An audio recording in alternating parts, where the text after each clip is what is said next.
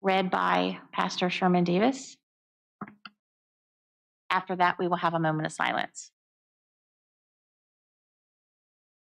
Let's pray. Our Heavenly Father, we do bow in thanksgiving. We thank you for the wonderful opportunity, the wonderful privilege we have to be able to pray. Thank you. Thank you for as we prayed in the back room with others tonight, with the throne of grace. We're glad it's a throne of grace. And Lord, where grace does abound, Lord, where sin does abound, there's grace much more abound. So tonight we pray for our school board. We pray for David Bush, the Shiloh District. We pray, Lord, for Ed Franks at large. We pray for Kerry Cleveland, Lord, James Monroe, Colleen Davis from Dahlgren, and Kathy Hoover from James Madison. And Lord, we pray for our superintendent of schools. God, we ask you would bless Jesse Boyd as he does what we believe you called him to do. And Lord, if there are vice principals and principals in our schools that covered our prayers, we pray for them. Lord, the teachers, Lord, if they covered our prayers, we pray for them, lift them up before you. And Lord, for the students who may be interested in Lord prayer, we ask you, Lord, to work in their hearts and lives. And Lord, we not only pray we hear a lot of prayer about wisdom, and Lord knows we need wisdom. But Lord, we pray also tonight just for good old common sense. Come in dealing with issues, Lord. This life is filled with issues. The Bible tells us to protect our hearts because out of it are the issues of life. So we ask in Jesus' name tonight as we deal with county schools and students and all that's going to be taking place in this year. God, that you give these members wisdom and, Lord, good old common sense as they lead, have to make decisions that, Lord, affect everybody. And, Lord, being in that position, you're not always popular with everybody. Sometimes decisions are hard to make. And so we just ask that you'd give them that understanding they need. We'll thank you and praise you for all that you do and all that you accomplish. In Jesus' wonderful name we pray. Amen and amen. Thank you, Pastor. So next we have the Pledge of Allegiance, then the moment of silence. And the Pledge of Allegiance today will be led by the King George Elementary School Kindness Crew.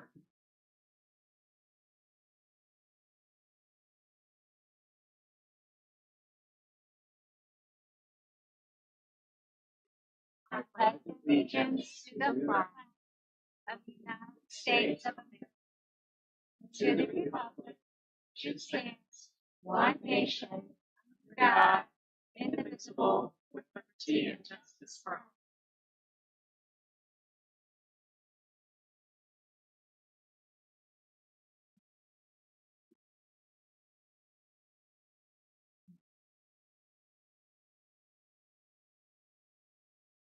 Thank you. Thank you, Kindness Crew. Can we hear a little bit about you?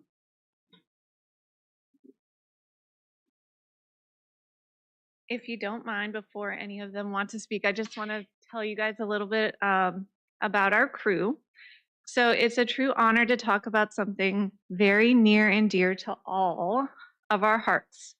So since I created Kindness Crew back in 2019, this group has embodied the core values of empathy, leadership, and giving back to our community more than I could have imagined. The Kindness Crew isn't just a club, it's a movement. It's about fostering positive self-esteem among our students, empowering them to lead with kindness and compassion. We've witnessed firsthand how kindness creates ripples and uplifts both students and staff. When we lift each other up, we build stronger, more connected communities. Through various outreach programs, we've been able to volunteer at organizations like Love Thy Neighbor, Ellen's Blessing Box, Valor Ranch, Clutch for Paws, which is an animal group, and we've created our first community kindness library. You can find that between the Op Shop and Napa Auto Parts. And we support our beloved school programs, just to name a few. These acts of service not only benefit those in need, but also teach our students invaluable lessons in generosity, leadership, and the power of community. So with that being said, we're excited to announce that as part of our ongoing mission to spread kindness, we are celebrating Virginia Kindness Week again February 10th to the 14th. This year's theme is Constellations of Kindness, and we're thrilled to show that kindness is truly out of this world. So we will invite you to celebrate this week by spreading kindness in your own way, whether it's a smile, a helpful hand, or a thoughtful word. Together, we can light up our community just like the stars in the sky. So I will invite some of my crew if they'd like to say something. I think we have a volunteer, Miss Laurel.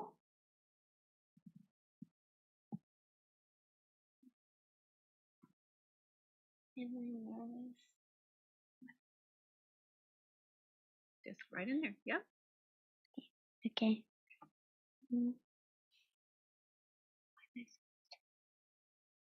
How about you tell us your name and what you like about the Kindness Crew? My name is Laurel. What I like about Kindness Crew is that it's really fun. And last week and this week we made little dog toys out of shirts. Did you give them to dogs? They're gonna be donated to dogs. Oh, that's so awesome. Does anybody have any questions for Laurel? What do you like best about being in part of the group? Because I like being kind and it's fun. Because we get to stay after school. That's good.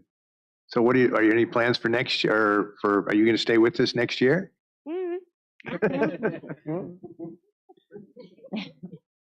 Thank you, Laurel. I'm sorry, does anybody else have anything to say to her? No. Does anybody else want to say anything? The crew want to say something? Harrison? Come on up. Go ahead. My name is Harrison Tarleton, and my favorite part about Kindness Crew is it's fun, and I love making people happy. That is my favorite thing too. Good job. Thank you for speaking. Thank you. Oh, thank you guys. Thank you guys so much. Thank guys you have any so much. questions you. or good? Chairman, I have a question. How does one get into the Kindness Club? Good question. So we have a total of 25 spots. So it's grades 2nd to 5th grade. And these students have to go through like a application, including a teacher recommendation. They have to answer their own essay questions of what they would like to do for their mission. And then I do not select them. It is a blind audition per se, and that's how the 25 are selected. So every year there's new members constantly getting the opportunity. So Nice. but yeah, Thank you. it's my favorite thing. Thank you guys. Thank you, Kindness Crew. We give him a hand.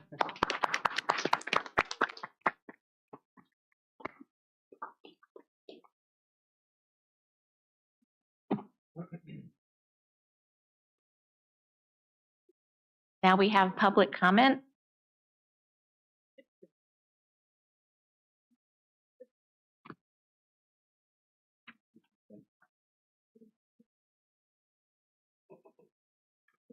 On the list to speak is Sherman Davis. You want to read the script? Oh, I'm sorry.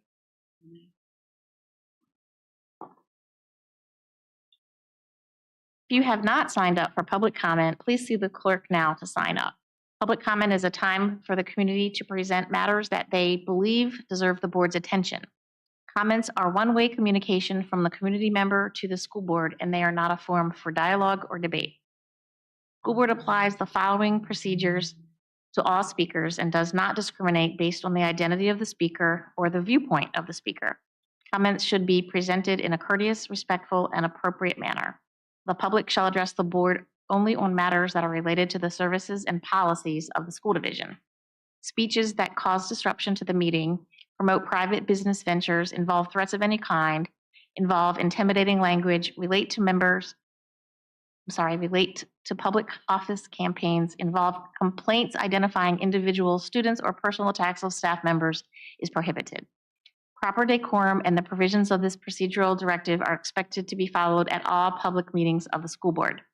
The members of the audience shall conduct themselves in the same manner as outlined above for the individual speakers and shall not disrupt an open public meeting of the school board, nor incite others to do so. At the discretion of the chair, any person violating the rules listed above may be asked to leave the board meetings.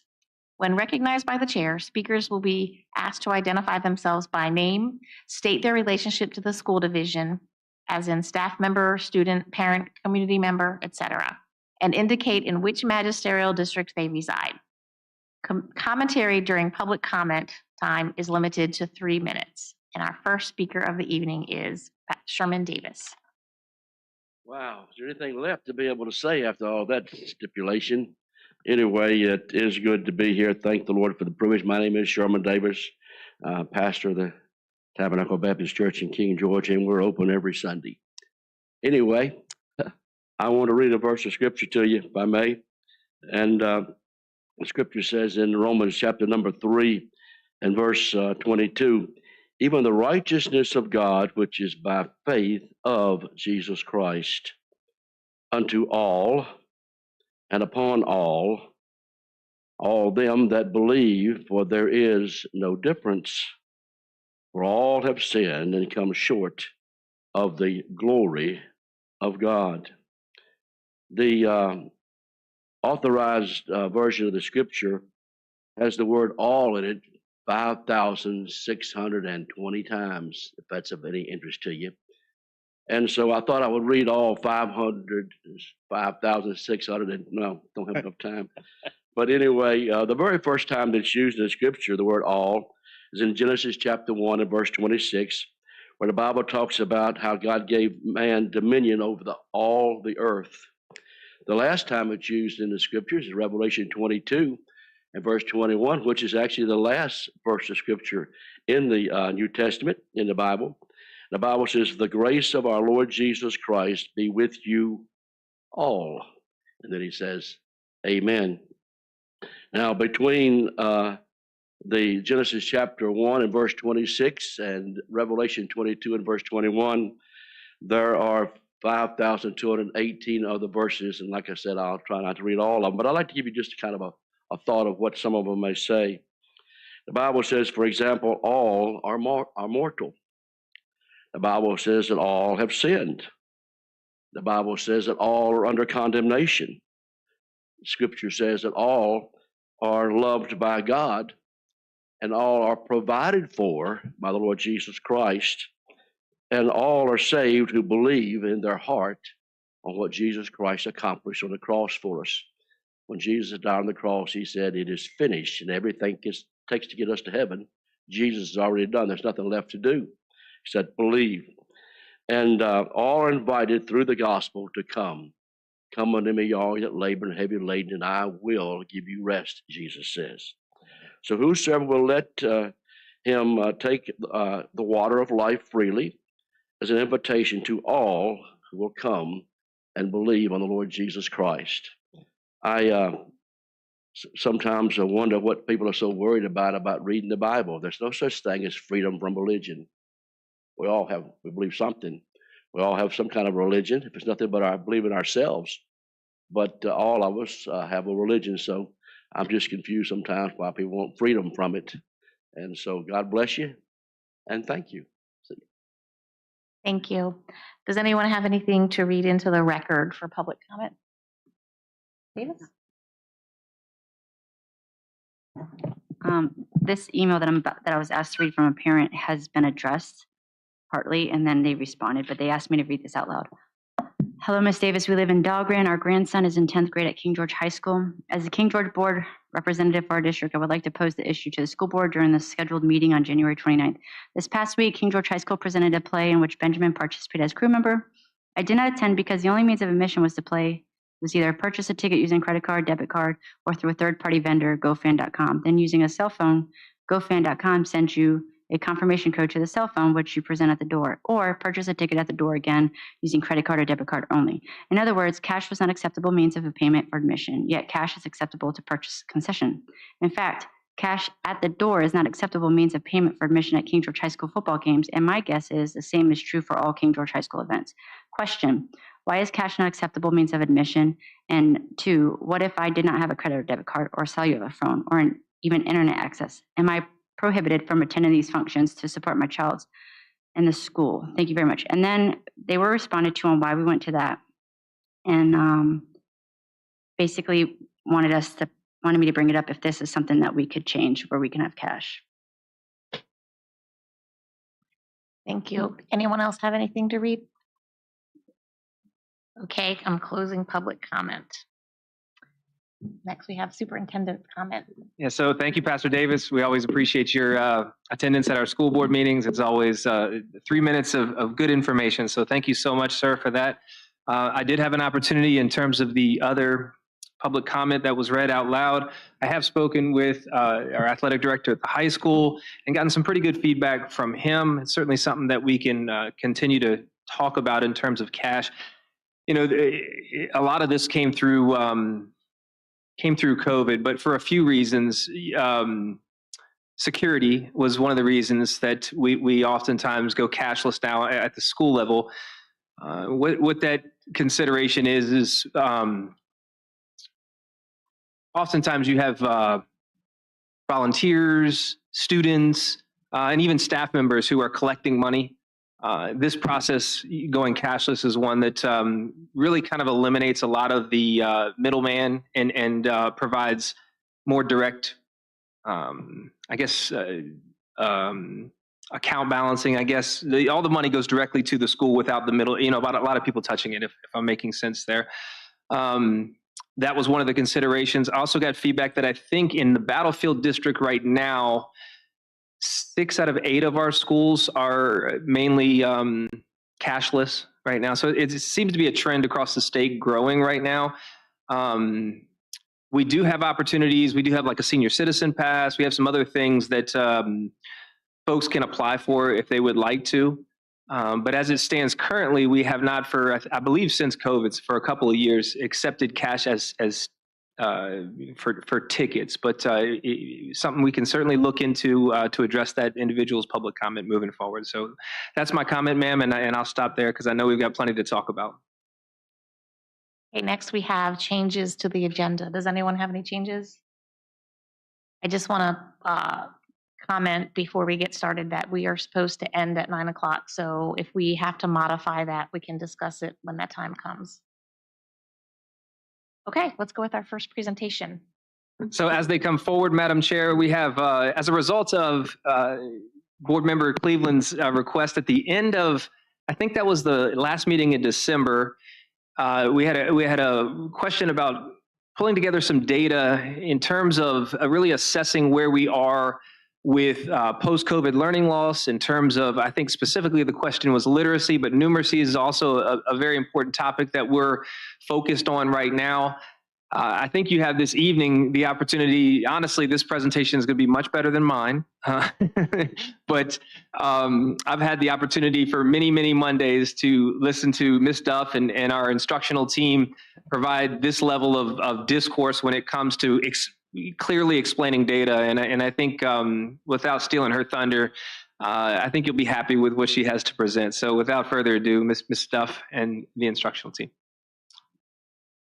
Good evening, everyone. Thank you so much for this opportunity to review our current math and reading data and share our efforts that we are making in each school to make progress.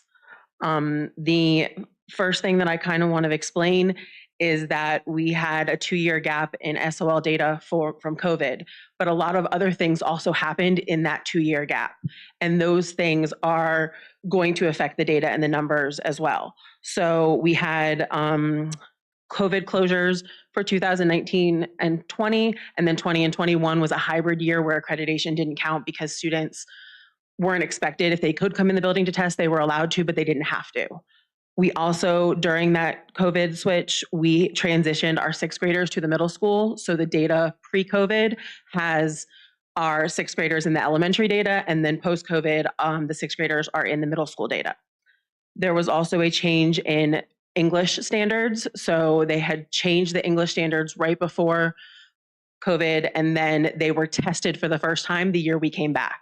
And we traditionally see a 1% to 2% drop in data when there are new standards being implemented, just as teachers and curriculum get up to speed on the new expectations.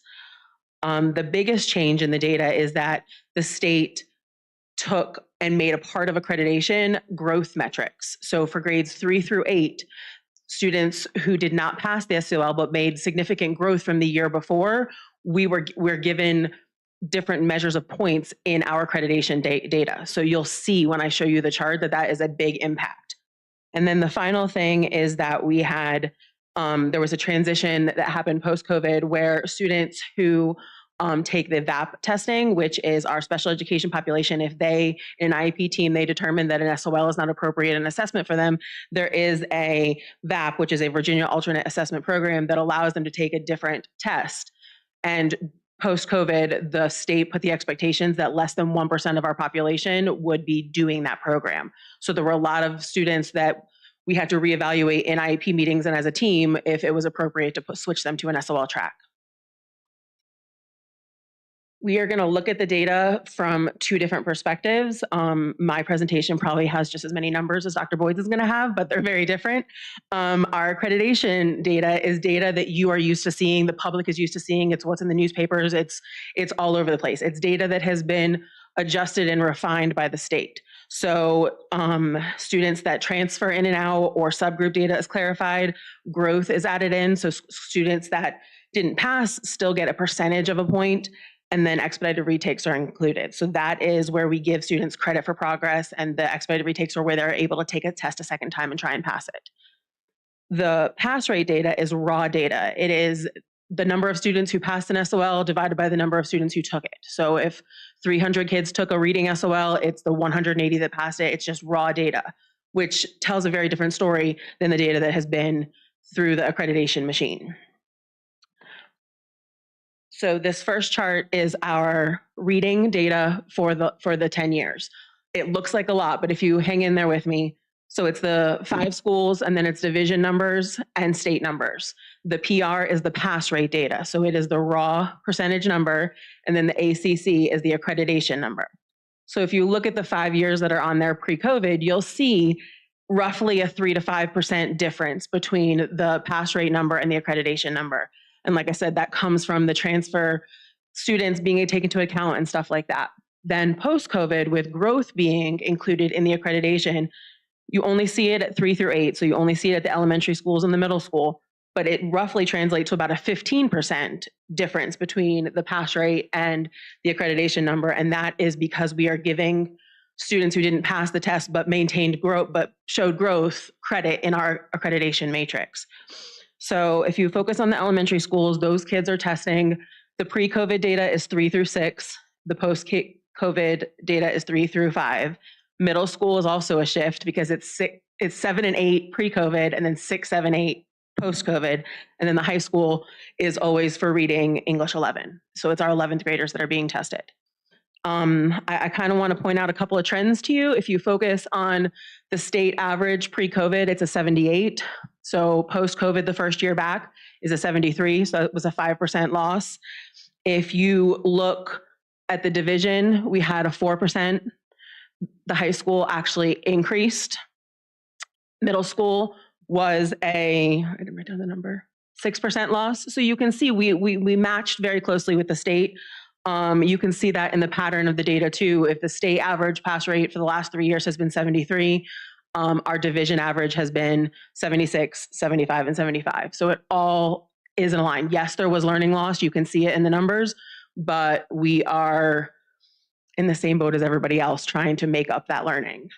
The next chart is a line graph that shows the accreditation data. I thought it showed a good, because the gap in the middle shows you where COVID occurred. And if you focus on the black line, which is the division, and the pink line, which is the state, you can see that our division line falls right in the middle of all 5 schools. And then the state is the pass rate number, and that was sitting at that 73.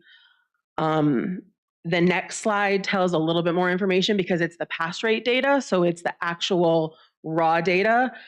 This is the data that the classroom teacher inside me wants to know, because this really tells me what my kids, if they're passing or if they're not. Growth is a wonderful metric to focus on and make sure your students are growing. But when push comes to shove, when they get to high school, they're passing these tests to graduate. So I appreciate the raw data as a classroom teacher. There is I'm sorry, Amanda, can you go back 2 slides? I wanted to mention those yellow lines. So the yellow line between the COVID gap and 21-22 is the new standards. So we saw that the state put new testing and new standards in place. And then there's a yellow line at the bottom of last year because this year we are testing new standards in the spring. So we will have another round of new standards. Our 11th graders who tested in December were on the old standards, but the new ones that test in May will be on the new standards. It's a shift in the middle of the year that always happens at the high school because the December ones stay with the old standards. Thank you. The next chart is our math chart. If you look at that, you'll see the same pattern of between pass rates and accreditation pre-COVID, there was roughly a 3 to 5% difference between the pass rate and accreditation, and then counting growth at post-COVID, it's roughly 15%. I didn't mention on the reading, and I should have, the growth is not represented at all in the high school data because the high school is not given credit for growth. Growth is strictly a 3 through 8 metric. Looking at the yellow line between 16-17 and 17-18, you can see that we had new standards that were in place, and there was a natural drop for the state was 2%, for our division was 2%. We can expect something similar. You'll again see the yellow line at the bottom of last year. We are also assessing new math standards this year. The state rarely doubles down on us like that, but this year I think they're trying to get themselves back in sync with everything. And so we have a switch of math and reading this year, which definitely puts a burden on our elementary teachers who sometimes teach both. It's 2 new sets of standards to learn. Looking at this, I just want to bring your attention again to the state average from pre-COVID was an 82.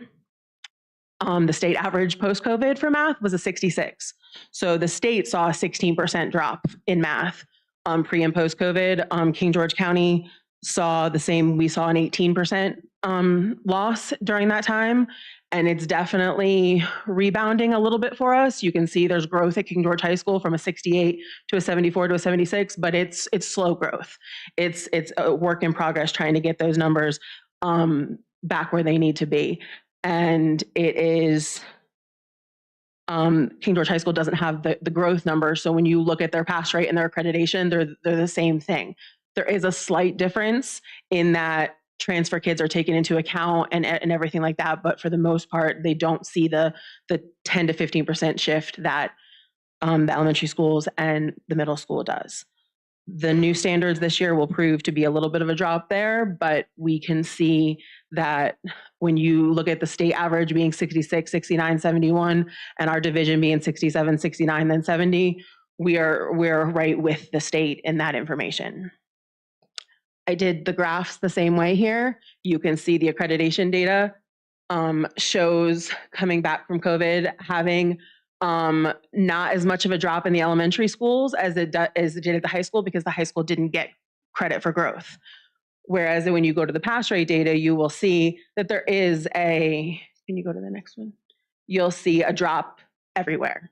But if you look at the pink and the black lines, they're almost on top of each other. The division average and the state average are right there along with each other and showing that other places are struggling like we are, and we're making gains to fix that.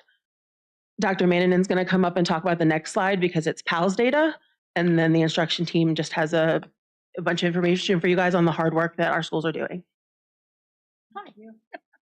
Didn't mean to sneak up on you.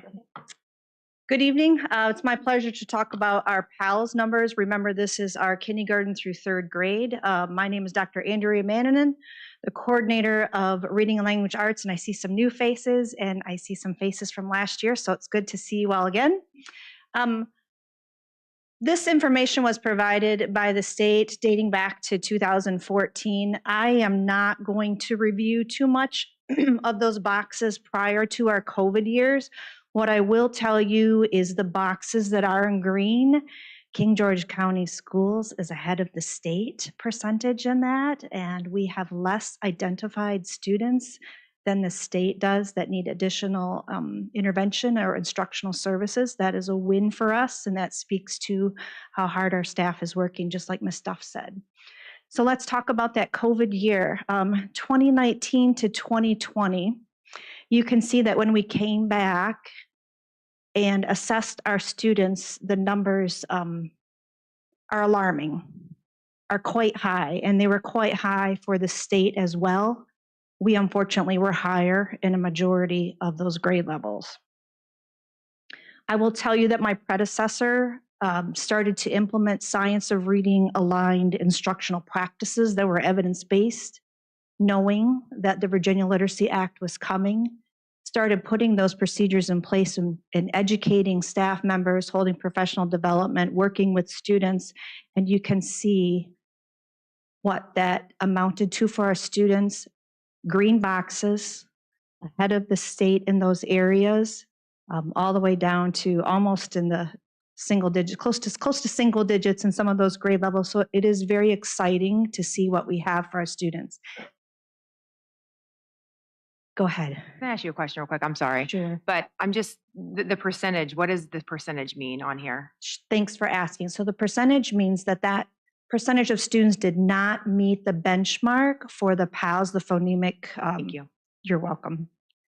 And of course, we have our 23-24 school year. The state does not release those state results until much later in the school year. So I was only able to provide what we had as a county. And so, of course, we will add that information in as we receive it. But I, too, have a double yellow line on the bottom because we have our new VALS assessment this year. If you remember when I came and spoke earlier, we took that one PALS and then we made it in an infinity sign, understanding that there were more components that were reflective of beginning reading skills. So what you see for data here is listed off of that older PALS test, and the data that we'll present in the coming year will be our newer VALS test.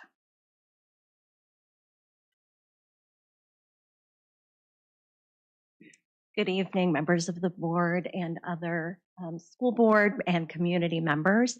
My name is Karen DeClute, and I am the Division Elementary Math Specialist. And I'm excited to talk to you about what we're doing in response to student needs. So here we have a list of many things that we're doing to support student learning in King George County schools. But I do want to highlight just a few of these points that we're particularly proud of. So we consistently leverage all of our available data to inform and enhance instruction across our division, ensuring that our practices are targeted and effective.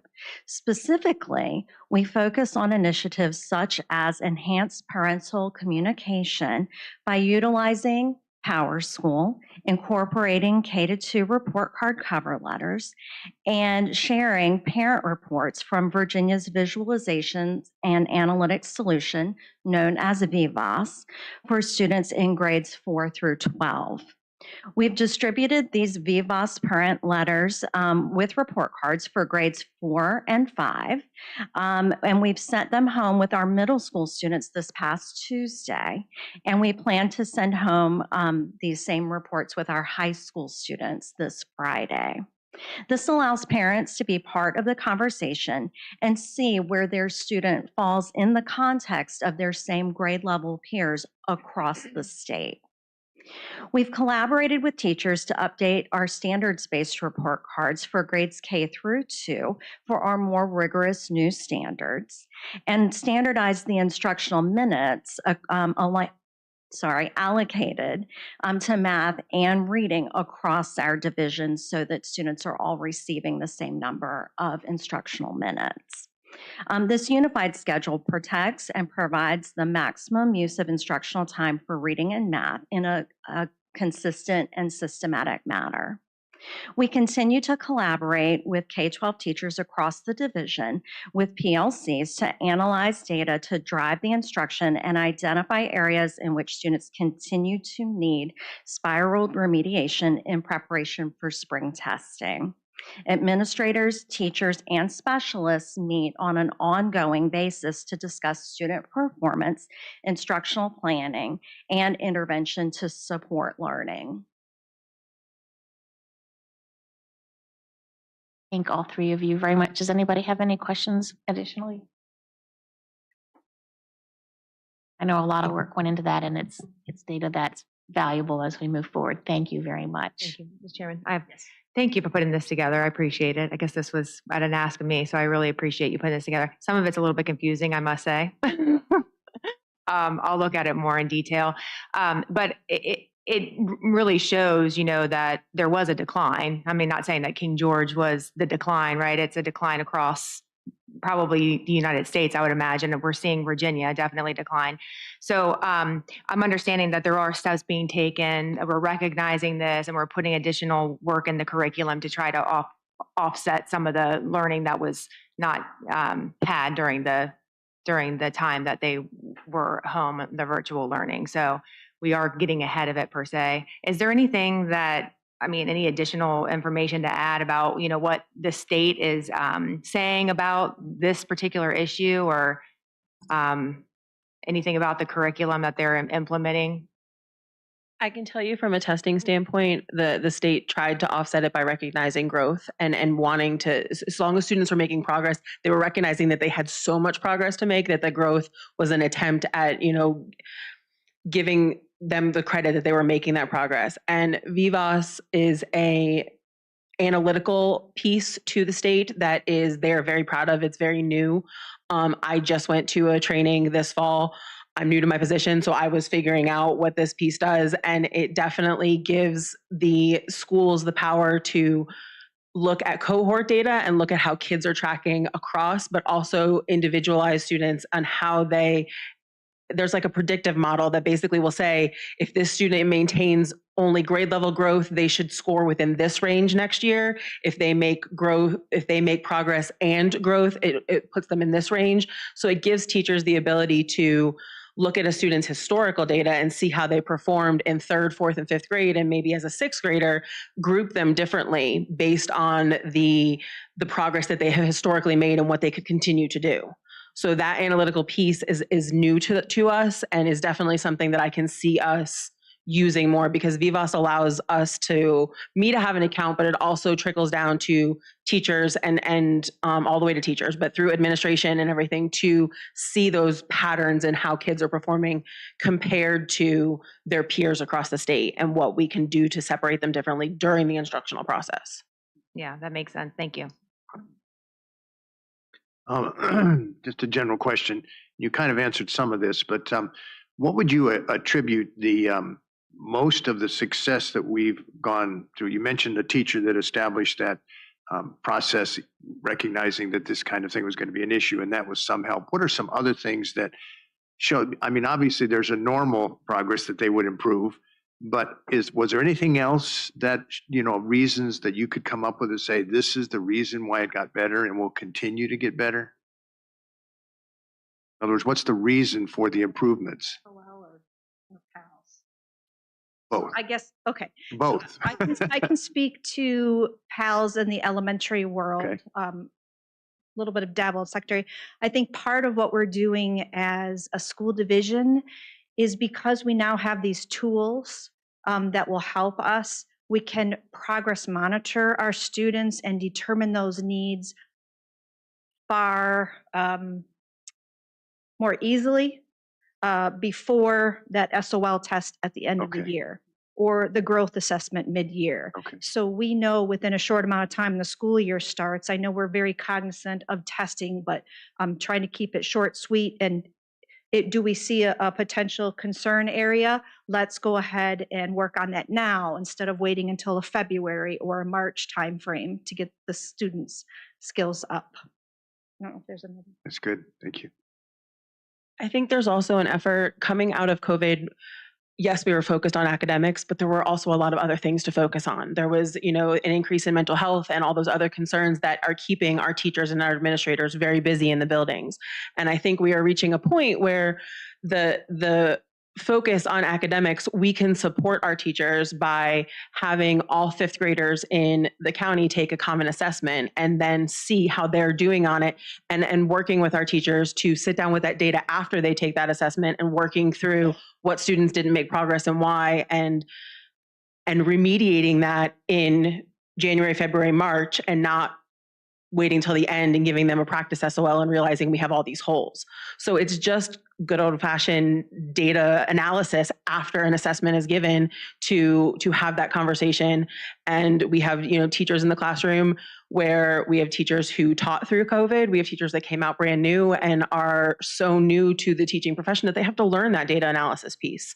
And if we could have a fully certified, amazing teacher in every classroom, we would do it in a heartbeat. It's a struggle, and it's a struggle that we have, the state has, and the country has. But I think that going back and doing that progress monitoring and reassessing the instructional process as well as the testing that we're giving them periodically throughout the year is going to bring our kids to close the gap faster, because they are going to be remediated throughout the year, as well as giving our teachers the foundation they need to better meet the needs of their students. Dr. Minnanen, you mentioned the tools have improved and therefore you're able to be more current with analyzing the data on a more current basis. What tools are you speaking about? Specifically, that VALS assessment that just began this year is very important. And then now that we are offering specific evidence-based instructional intervention practices, having that follow-up to see how did they do after 6 weeks? Can I do a 5-question check with them and go, aha, we have it, we can move on. Oh, I need to go back and revisit those or respiral those skills. So just those little quick checks throughout their intervention. All right, good, thank you. Mr. Chairman, can I ask one more question? Sure. So I see the parent reports and the reporting that you're talking about. Are there tools that the teachers are giving, like the parents to, that, they can help their kids with at home if they recognize that there is some sort of, issue or that they need to work on? I can speak to the literacy side. I know specifically this year we have student reading plans, and part of that Virginia Literacy Act is to offer those tools, but those tools are actually on our KGCS website. Under the literacy, you can go and find phonemic awareness, you can find some fluency tools, and that is continuing to be built up within our webpage, so you can check those out.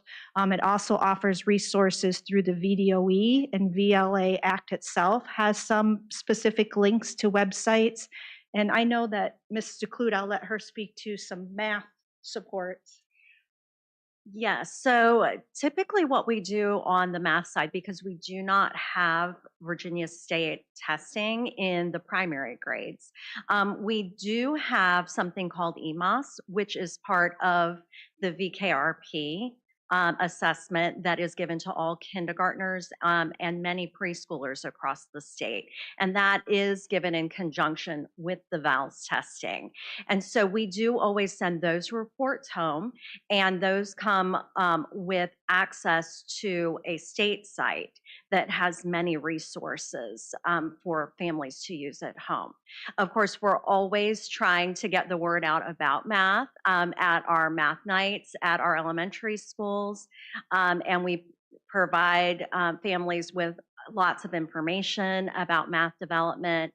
We communicate with families using our KGCS newsletter that we send to families. I always try to have some helpful hints for families regarding math development.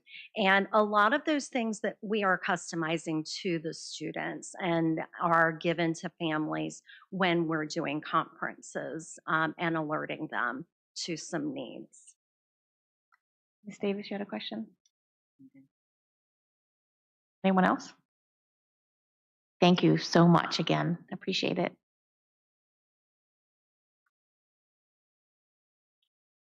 Our next presentation is our health insurance review, and we have Heath here this evening that is our a broker for our benefits package, and he came last year and will again brief us this year on what he's seeing in terms of healthcare trends for King George County Schools. So thank you, sir. Good evening to the board. Dr. Boyd, thank you so much for having us here. Glad to be back the second year. This past year was a great year for the partnership with Mark III and King George. We rolled out some new products for your employees, instituted some new enrollment opportunities, as well as some new software systems for the administrative staff that I think all have gone over very well. So for this year, a couple update slides. We are the largest broker across the Southeast, specializing in the public sector. You guys have me here locally, and then we have a whole team of people behind me to help. A quick snapshot of our block of business in Virginia. Obviously, we don't have everyone listed here, but a good look across the state. And the groups here are going to vary: local choice groups, fully insured groups, and large self-funded groups as well. And so we're going to have a vast array of knowledge of what other people in the state are doing and can help bring that to King George. Some of the other things we've added in, your employees now have a dedicated account manager who is there to answer calls, claims. Your administrative staff has that same person. And we've been rolling out new communication tools along with the benefits books, websites, videos. I think they've been great for your employees for communication. And the next slide talks a little bit about communication as well. So really trying to bring everything under one umbrella. I know we're working with the staff right now to plan a health fair for the employees in the springtime. So just, again, trying to bring education and knowledge to your employee base about what's happening in benefits, what their opportunities are, and what good options they may have for them. So in regards to the health insurance, obviously the main topic of today, I have on the next slide a rolling 36-month picture of your claims. Oops, okay, perfect. And a couple things that I want to point out on this slide. So first off, you'll notice on the far left, your medical subscriber count has ticked up slightly over the past 36 months. So we've got some new employees going onto the plan. The member count has gone down slightly. I'm sorry, gone up slightly as well. So they're adding in some family members. So we've gone from 750 up north of 800, almost pushing towards 850. But in the middle two columns there, you've got medical claims paid per member per month and per employee per month. And when I was here last year, we were looking at a pretty substantial increase. And you can see on the bottom half of this chart that we get some numbers, especially in that medical paid per employee PM column, north of $1,000 a month. So the claims have gone up substantially in the last 18 months. They have flattened out slightly in the last 6 to 7, but the last year's renewal and this year's claims projections have been a bit of a rough one for the employees at King George. And we'll dig into a little bit more of that on the next slide. So this particular slide highlights 38 people out of the covered staff and their dependents. Out of those 38 people, which represents just under 5% of your population on the plan, they are currently spending just north of 60% of the total claims spent. So 37 people are still active. You can see a yes, no, those are active and not. So most of these people are still on the plan. These could be employees, spouses, or dependents of employees. We've removed all that. And these actually represent individuals in the group, and you can see the amount of money that some people are spending is astronomical. So we have about 7 or 8 people that have spent over $100,000 this year out of the population. We have one pushing $250,000 in the last 12 months. And then again, 38 people in total spending just under $2.8 million, and the entire group right now is spending about $4.5 million. This slide, because you all are on local choice does not provide any pharmacy data. I'll talk about that in a second about what that means to you, but this is purely medical claims only, okay? Questions about that slide before we move on? Okay. And we can, You might get there, but that's fine. what is the total that we've paid into the health plan compared to what y'all spent? Great question. So if we can go to the next slide. So this is our renewal projection that we've put together for this year. So on the far right column, and this is purely a mirror of what Local Choice gives you in their renewal breakdown. So we take their calculation, we add in what we anticipate they're going to be, and then we can produce this. So last year, your income, you paid about $5.68 million to Anthem for benefits, and you had 3.9, just under $4 million of paid claims for that same period of time. What we are projecting this year, so last year, you see at the far bottom right, they were calling for about $6.3 million of total cost for the plan year that we're in currently. The current projections, if you see the column just to the left there up at the top, 6.4 million. The reason for that increase is because, as I mentioned a moment ago, you've had an increase in subscriber count, and so the overall total number is slightly higher. And as we walk through this, you can see the paid claims for the same 12-month period this year. We're at just over $4.5 million, so about a 13% increase in total claims spend in the last 12 months. And the previous 12 months wasn't a great year for us to start with, and so we're adding in an additional expense beyond that. The second line item that you'll see here is claims in excess of $150,000.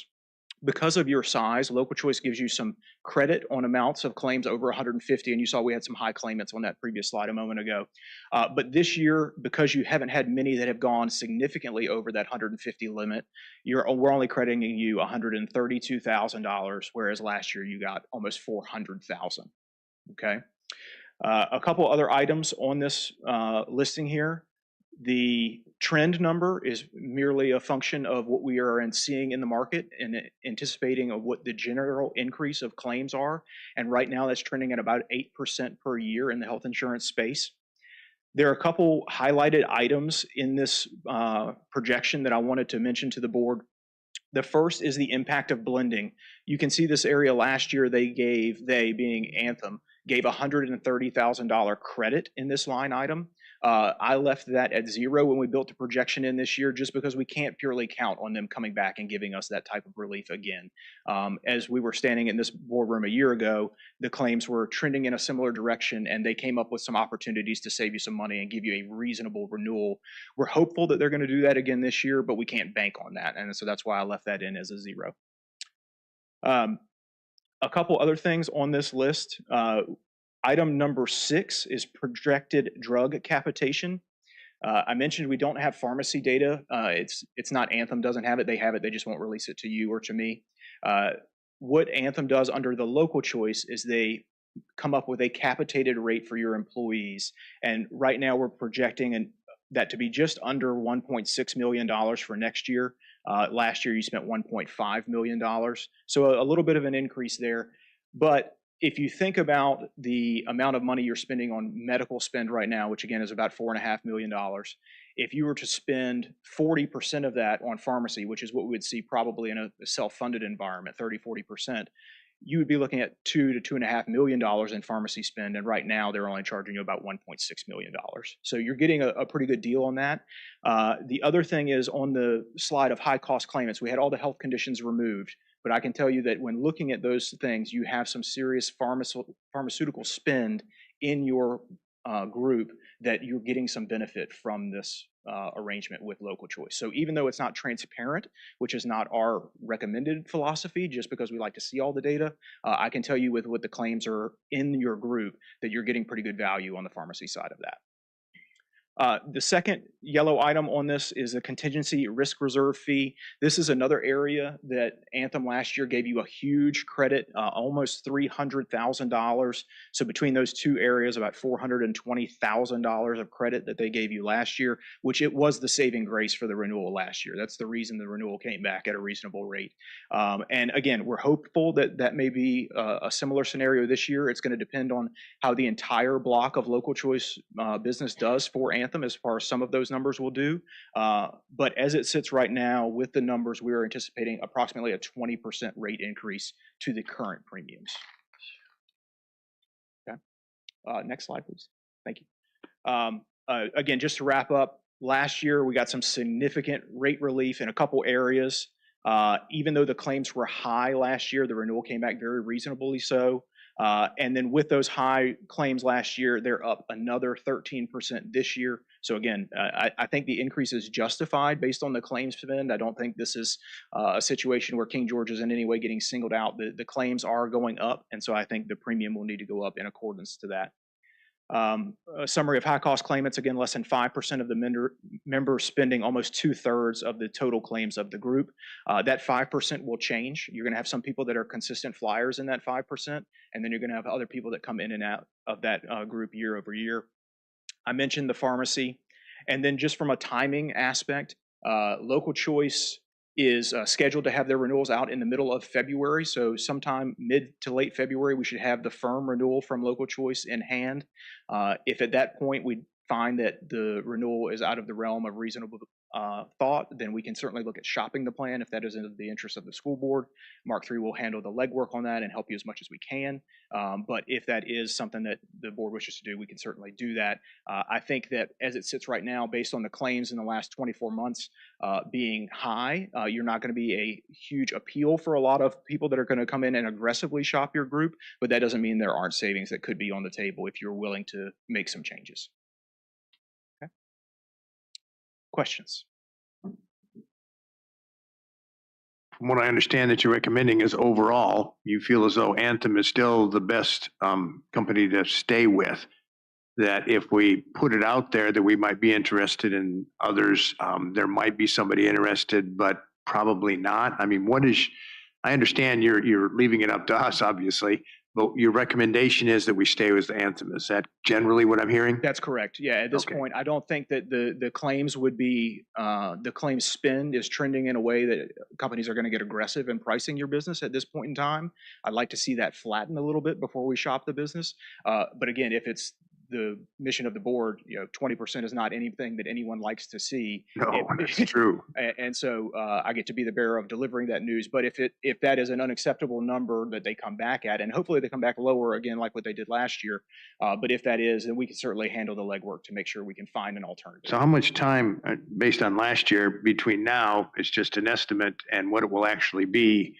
When will we know how much time last year between the estimate and when they actually said how much it would be of an increase? So the firm renewal will be mid-February to late February. I think last year we had it around the 20th, if I recall. All right. But ideally, they're working the renewals now. They run the claims through November. So they had the claims data essentially around December 15th where they could start doing the calculations. And then so they're going to start producing those. The other wrench that's thrown into this equation was the state went out to bid for Anthem's part in the Local Choice in regards to the network. I haven't, as of today, I haven't seen an update on that. I'll double check on that, but that could throw a small wrench into the timing of things if there's a change. I'm not aware of what the status of that bid is at this point in time. One last question. I'm sorry with me, and I know others probably have questions. What I'm hearing you say is that almost no matter what, it's not going to be above 20%, which is, I even hate to say that number. It will probably be lower. I know you can't say for sure, but is that kind of what you're thinking? That's our thought process. The problem with Local Choice is ultimately they control the formula and what goes into that. And so as last year, we were anticipating a much worse year, and then they were able to change the formulas to your benefit. In theory, they could change that to your detriment, but we wouldn't anticipate that to be the case. Obviously, the goal of Local Choice, one of the big goals is to try to stabilize your performance in your health plan. And so they're going to have groups that are running really well, and they're going to have groups that are running really poorly. And the idea is to try to spread that out so that people aren't having those shock loss increases unless necessary. Okay, and I would recommend by the rest of the, Madam Chair, that when the final figures come out, that we talk about this again. I agree. I think other people have questions. Ms. Davis? So you said about 30 patients, what do we call them? Staff members is what's really making that increase. What do you see other school divisions or insurance companies offer to try to not affect how many do we have? 300 other staff members on our insurance plan? Or 300 on. It's about 50%, right? So we still have 300 out there that are healthy as a button, whatever. How can we help keep their rates down? Like, what are you seeing out there as a trend? For instance, Intuit, they offer programs like $1,000 a year per member to buy equipment to keep them healthy or exercise, or programs and gyms and different things, smoking plans to help them get off smoking if they're smoking, whatever. Do you see anything like that? Yeah, so there's some things that you're never going to take out of the equation, like cancer, for instance. car accidents. There are lifestyle choice things that come into play. The issue that you have is that to spend a lot of money on, say, a wellness activity. So we at Spotsylvania County Schools, they just did a bid, and they're going to implement a diabetes and weight loss management program. But there are 4,000 life group that's self-funded and has the ability to see the benefit of that downstream on that ROI expense. With you all being with local choice, you don't actually see that because you're not seeing all the claims data come back. You're not seeing necessarily, you may in the long term prevent some claims. We're not seeing what specifically is causing the healthcare issues. So we can see the claims, but you're not able, because you're not actually funding the claims yourself, you're actually paying Anthem to fund the claims. You're not being able to take necessarily the savings on the claims coming down over time. Anthem and the state are always going to build in a certain amount of cushion to be able to maintain, and we want them to. You want them to be profitable to maintain the premiums, negotiate on the doctors and all of those things. You don't want them to make an exorbitant amount of money, certainly, but we want them to remain so that. Yeah, I'm more interested in keeping it going up every year that high. Yeah.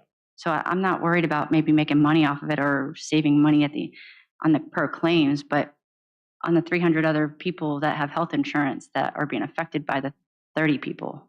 Yep. So wellness programs are a great thing. Like I said, you're not going to get the ROI back, but you could do things like eating You don't healthy. think it'll help them get the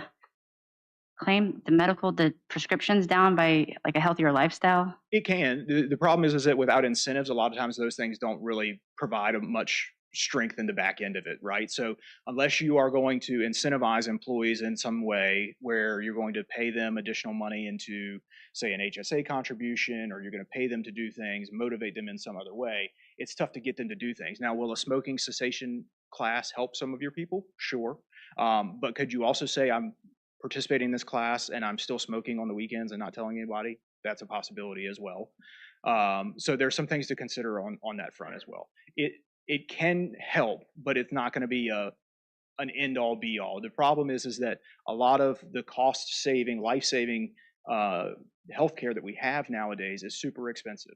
The medications are expensive, the care is expensive, and these are things that may have killed individuals years ago, and now we're able to survive and thrive, which is great, but unfortunately that comes at a cost. So a lot of the things could not be prevented. There are things with healthy lifestyles. You know, if we could prevent a couple people from becoming diabetic, that would save them a 30 lot of people. money. So I hope it's just There's a lot. small bracket It is there a small, of people we could yes. aim at, but yeah. And that 5% is going to change. You probably, out of those 37, 38 people, I would say probably have 10 or 15 who are probably going to be pretty consistently in that top bunch. And then the others have had shock loss. They've had a car accident. They had a slip and fall. They had, things that are just way out of their control that none of us could prevent.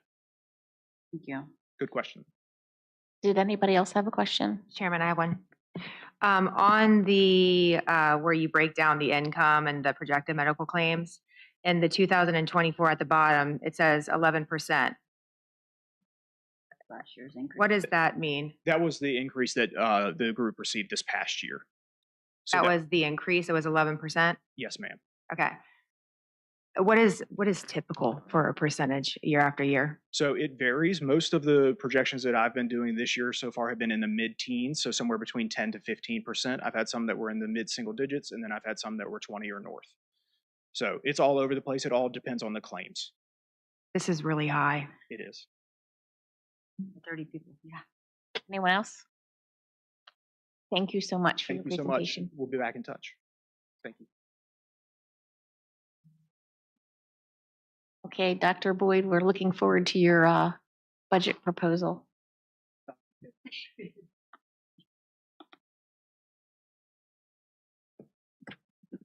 So I'm going to step down here and present to you guys. It'll be a little easier that way, and we won't have to, bend our necks to talk to each other. So good evening again from this vantage point. So thank you so much for providing me this opportunity this evening to initially provide our funding request for King George County Schools FY26. So this evening, for those that are new to the process, is really going to be an overview. I'm going to give you guys a lot of information, a lot of avenues to explore some more information, and then really, as far as the timeline's concerned, our next board meeting We will have a public hearing to allow the public an opportunity to weigh in on our budget request. And then we'll also have a work session where we can dive in deeper into anything you guys may want to see. So before I jump into the slides, everyone received a budget book. We provide these budget books to the school board. We also provide them to our board of supervisors and our county administrator as well. So really quickly, take a look at this budget book. Everything you're going to see in the presentation tonight, and then really even in greater detail, you're going to see in this budget book here. There's a lot of information. There's no way we're covering it all tonight, but I just want to make sure that you guys are armed with the information of how to use this book as you dive into the budget information moving forward. So opening the book, kind of in landscape view, the first thing that you're going to see is a copy of the presentation that I'll give this evening. The second tab, titled Revenues, is a state-generated report that provides information on the amount of money that we believe we will receive. And you can look at that report in greater detail. Again, I'm gonna explain this in kind of a cursory fashion tonight. You'll have much more opportunity moving forward. The blue tab is our budget book. So when you are asked by a constituent, how much money does the assistant principal at a particular school make? This is going to be the document that you can thumb through. It's a 70-page document, but if you look in the top left-hand corner, what you'll see is the particular area. So the first document is Potomac Elementary School, and then you can work your way through the specific budget categories for each of those particular schools. And again, it's 70 pages, so it's all of our schools, all of our departments, in pretty great detail. All right, as you continue to go through, the next document or the next tab is the white tab. That's going to be your budget builder summary. What I tell people is this is kind of the stuff of the budget. This is not personnel. This is materials, curriculum, things of that nature. The cover page, the colorful cover page is the summary. What you're going to see there, it starts off with technology. If you slide over to the right, you'll see the different the funding codes associated with technology. You'll see the general area that is funded through that line. So the first one is a stipend. You see that? Everybody following me? On the far right, you will see, on the next column over, you'll see the proposed amount in this year's budget, followed by the approved amount from last year's budget, and then the difference. So this is going to allow you to see where we currently are, where we hope to go, and then the difference between those two amounts. Okay? Red tab, if you flip over to the red tab, this is even in greater detail. So this is the budget book. This is not the summary budget book. This is the budget book complete. So in that last tab, you saw technology as the first tab there.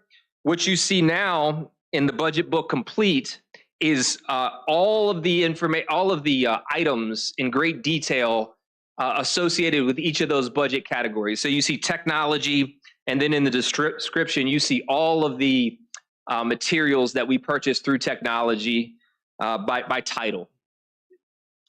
Again, on the far right, you'll see proposed, approved, and the difference. Okay? It's good to know this book because this is where you'll get your questions and you'll be able to answer the questions. And again, as is always, anytime you have a question, just please give me a phone call and we'll work together to answer our constituents' questions as well. The final tab there is the requested positions. And that again is color coded, but what you'll see on the left-hand side is the department that the position is associated with. You'll then see a list of the positions under the title column. The color codes are, it's important to explain this right now, just briefly. The orange lines or rows are positions that we believe we can cover right now with breakage that we have from FY25 budget. So we're figuring out ways to afford those positions without asking our Board of Supervisors for additional funds. The blue positions you'll see in my budget presentation those will be new requests. Those will be new position requests. Okay. All right, and that's a brief overview of the budget book. I'll now draw your attention to the slides. Colleen, Ms. Davis, did you have a question? I figured it out. I was asking what the other colors were, but you got it broke down. Okay. Thank you. Does anyone else have a question right now before I move away from the budget book? It's going to be an important tool as we go through this process and work with our community to address any questions or concerns. Okay, so I draw your attention now to the screen. The first part of this budget presentation, because we've got some folks that are new, is talking about really the process. So the process right now, in terms of the timeline, you can see that we started this process way back in November. This is a lot of the information gathering phases, but believe it or not, we are already way down into the almost 2/3 down into the timeline there.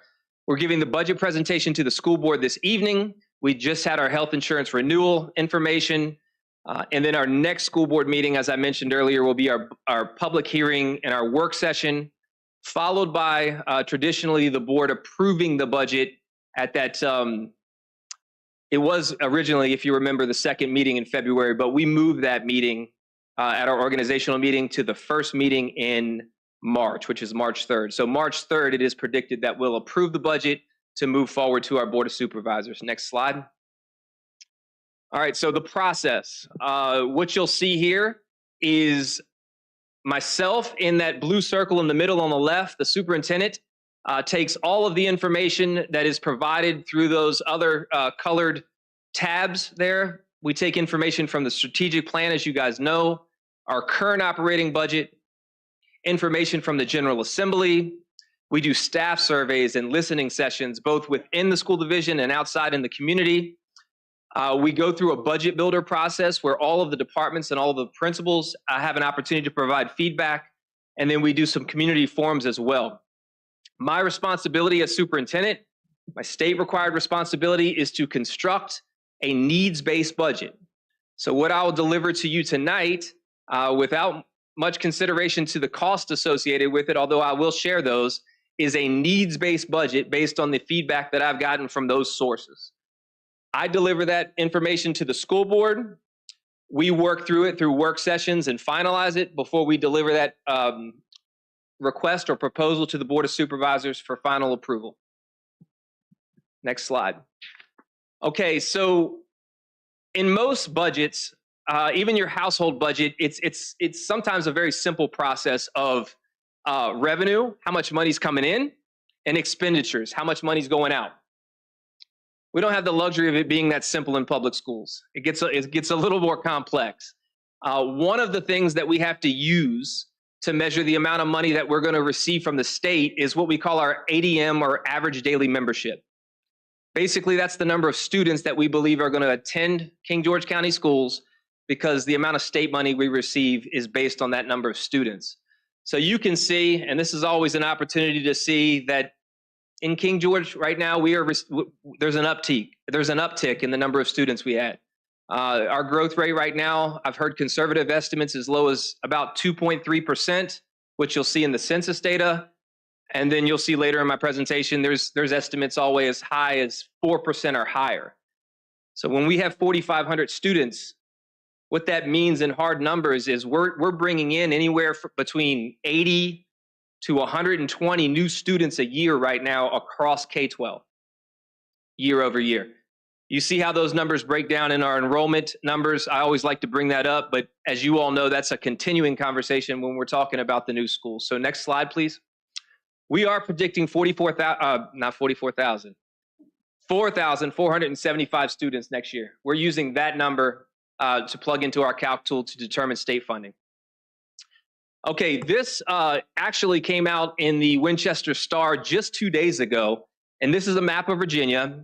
And what it is, and I think it shows, it's pretty illustrative of where the growth is in the state right now. So as you can see, if you are dark red, your growth exceeds 4%. And if you are gray or blue, you actually have a declining population within your community. So you see areas like Fairfax County is actually declining, but King George is bright red. in this information coming from the Winchester Star just 2 days ago. So what this is saying is that according to Weldon Cooper, which is one of the state recognized companies that recognizes population growth, we're exceeding 4% growth. Next slide. Okay, local composite index. As board members, it's important that we have at least a cursory understanding of this. There's 132 school divisions in the state of Virginia. For many, many, many years now, the way that the state has determined a locality's ability to pay for public schools is a measurement called the local composite index. And what they do is rank all 132 school or localities based on 3 factors. Those 3 factors are the true value of real estate property, gross income, gross household income, and then retail sales. And you can see how that measurement breaks down. So in the 2022-2024 biennium, our local composite index was 0.3805. What does that mean? What that means is that the state believes, based on that number, that King George County should pay at minimum 38% of the total cost for public education in King George.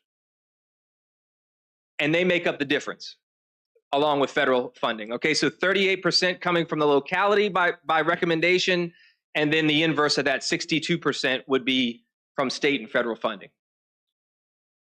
In the 24-26 biennial, it actually helped us out. Our LCI changed to 0.36, meaning that we're responsible for 36% in the county, and the state and federal makes up the inverse. Next slide. So if you measure those factors and you take all 132 localities in the state of Virginia, you can see where King George ranks. And I think this is important, and I'll tell you, I just provide this information for information purposes. I can tell you right now, my impression is we've had a great working relationship with our local government. We've had a great working relationship with our Board of Supervisors and school board. But we're all here adopting these current numbers and data and working with it. So I do think it's important to at least take a look at where we are as a locality. This is important.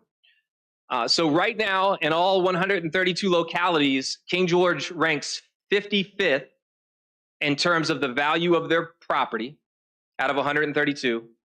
They rank 50th in income. Yes. Which is of the higher? Which is higher? Like if it was closer to 132 or 1? Yeah, so you want to be 1. You want to be ranked first, right? Good question, though, right? So you want to be ranked first. In taxable retail sales, we rank 70th right now, if you stacked all 132 on top of each other.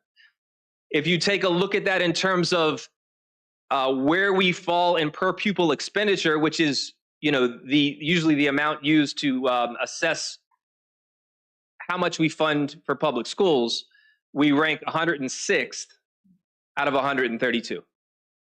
Okay, just for information purposes.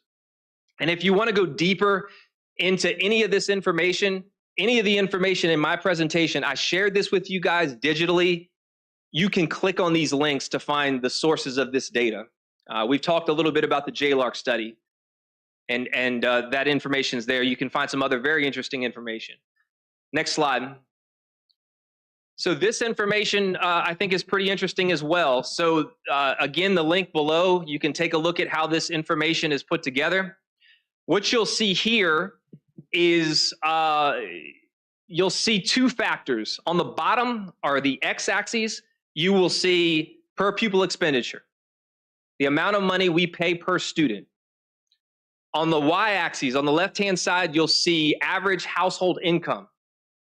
Okay? So what this looks at, in essence, is the amount of money that the community has on the left-hand side and the amount of money they contribute to public education on the bottom. What was done here is they've taken the average. So going from north to south, you have the average per pupil expenditure, which is $13,000, $13,463. Okay? Can't go over there. Across the middle, you have the average household income, which is 66,000. That's the line going across the middle. It kind of separates this graph into 4 quadrants. Each one of those dots represents a school division or a locality with a school division. Oh, awesome, man. Jeff, you're always on it. Each one of these dots represents a school division and a locality in the state of Virginia, in the Commonwealth. If you look at these 4 quadrants, I would say they could be represented in the following way. If you're in this quadrant, you have low income in your community, right? Your income is relatively low. And you also have a low per pupil expenditure. You don't have much money and you're not contributing much to public education. Yes, sir. One quick question, that maybe everybody knows, that 66,254, is that household or individual? Household. And for the state, For the state, average. ours is the red dot. I'm gonna get to that. Yep.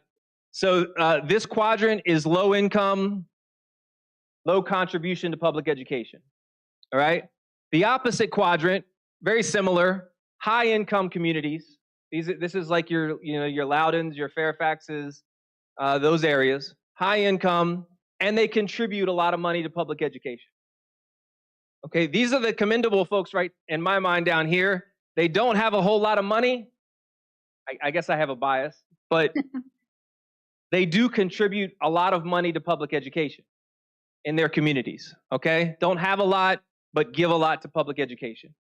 All right, this quadrant here is based on that data that I provided previously. High income in the community, low per pupil expenditure. Okay, so King George is here right now. Okay, and again, just for information purposes. All right, next slide. Dr. Boyd, wait, real quick. Yes, sir. Yes, ma'am, I'm sorry. Sorry. The only thing about where that stands is I do know that a lot of that number comes from the base, and only 30% is known. 30% of people who work on base live in King George.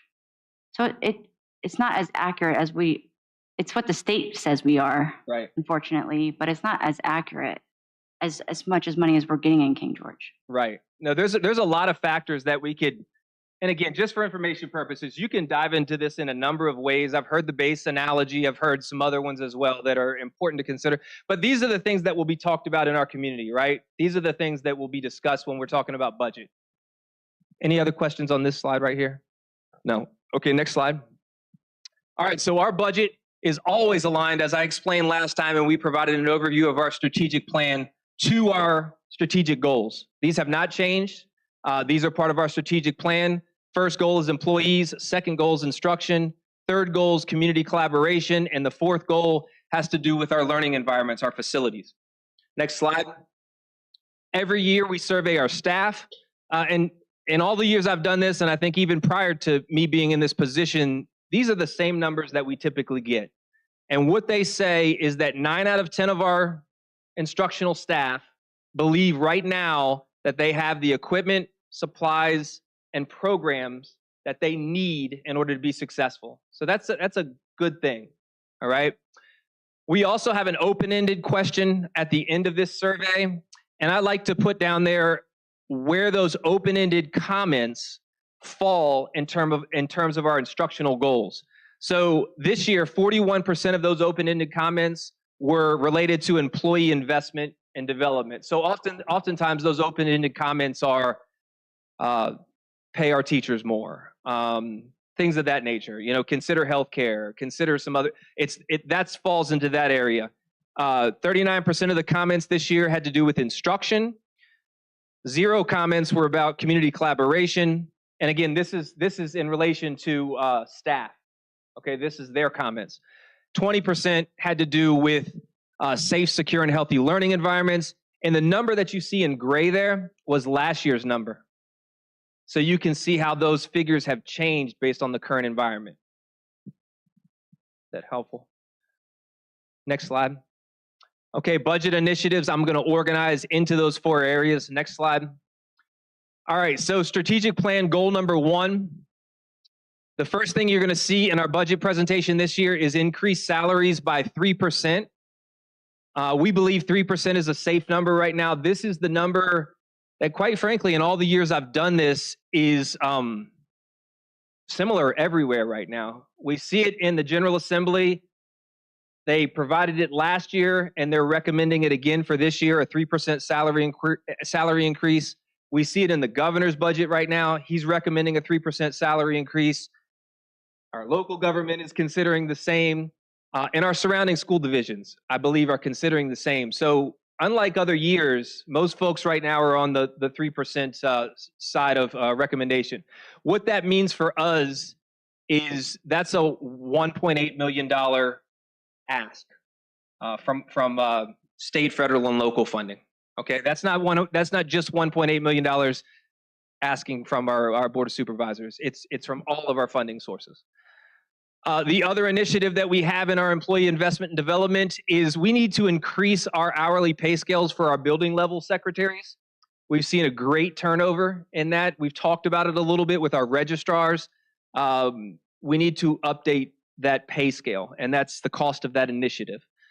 Again, we're going to take a stab this year at adjusting our compression. We have to really relieve that compression in the middle of our pay scales. We've talked about that before.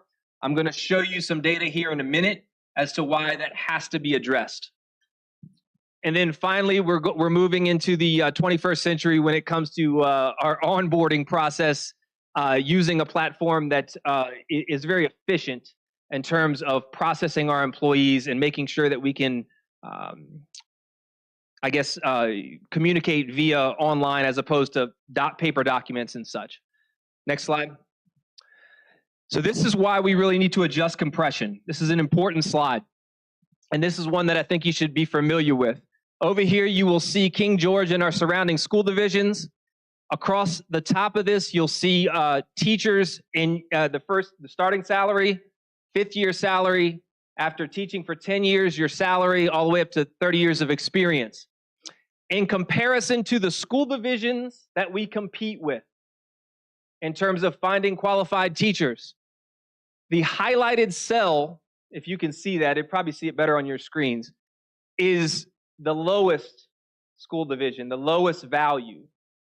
So as I've told you guys in the last 2 years, we currently have compression in our pay scales from the economic downturn right here. These are teachers that are seasoned. These are teachers in the 5 to 10 year range. These are teachers that are making life decisions about whether or not to stay in King George or to leave King George. And currently, in comparison to the school divisions that we compete with, our salaries are the lowest in that band. Okay? So that's why the initiative is to address the compression in the pay scale.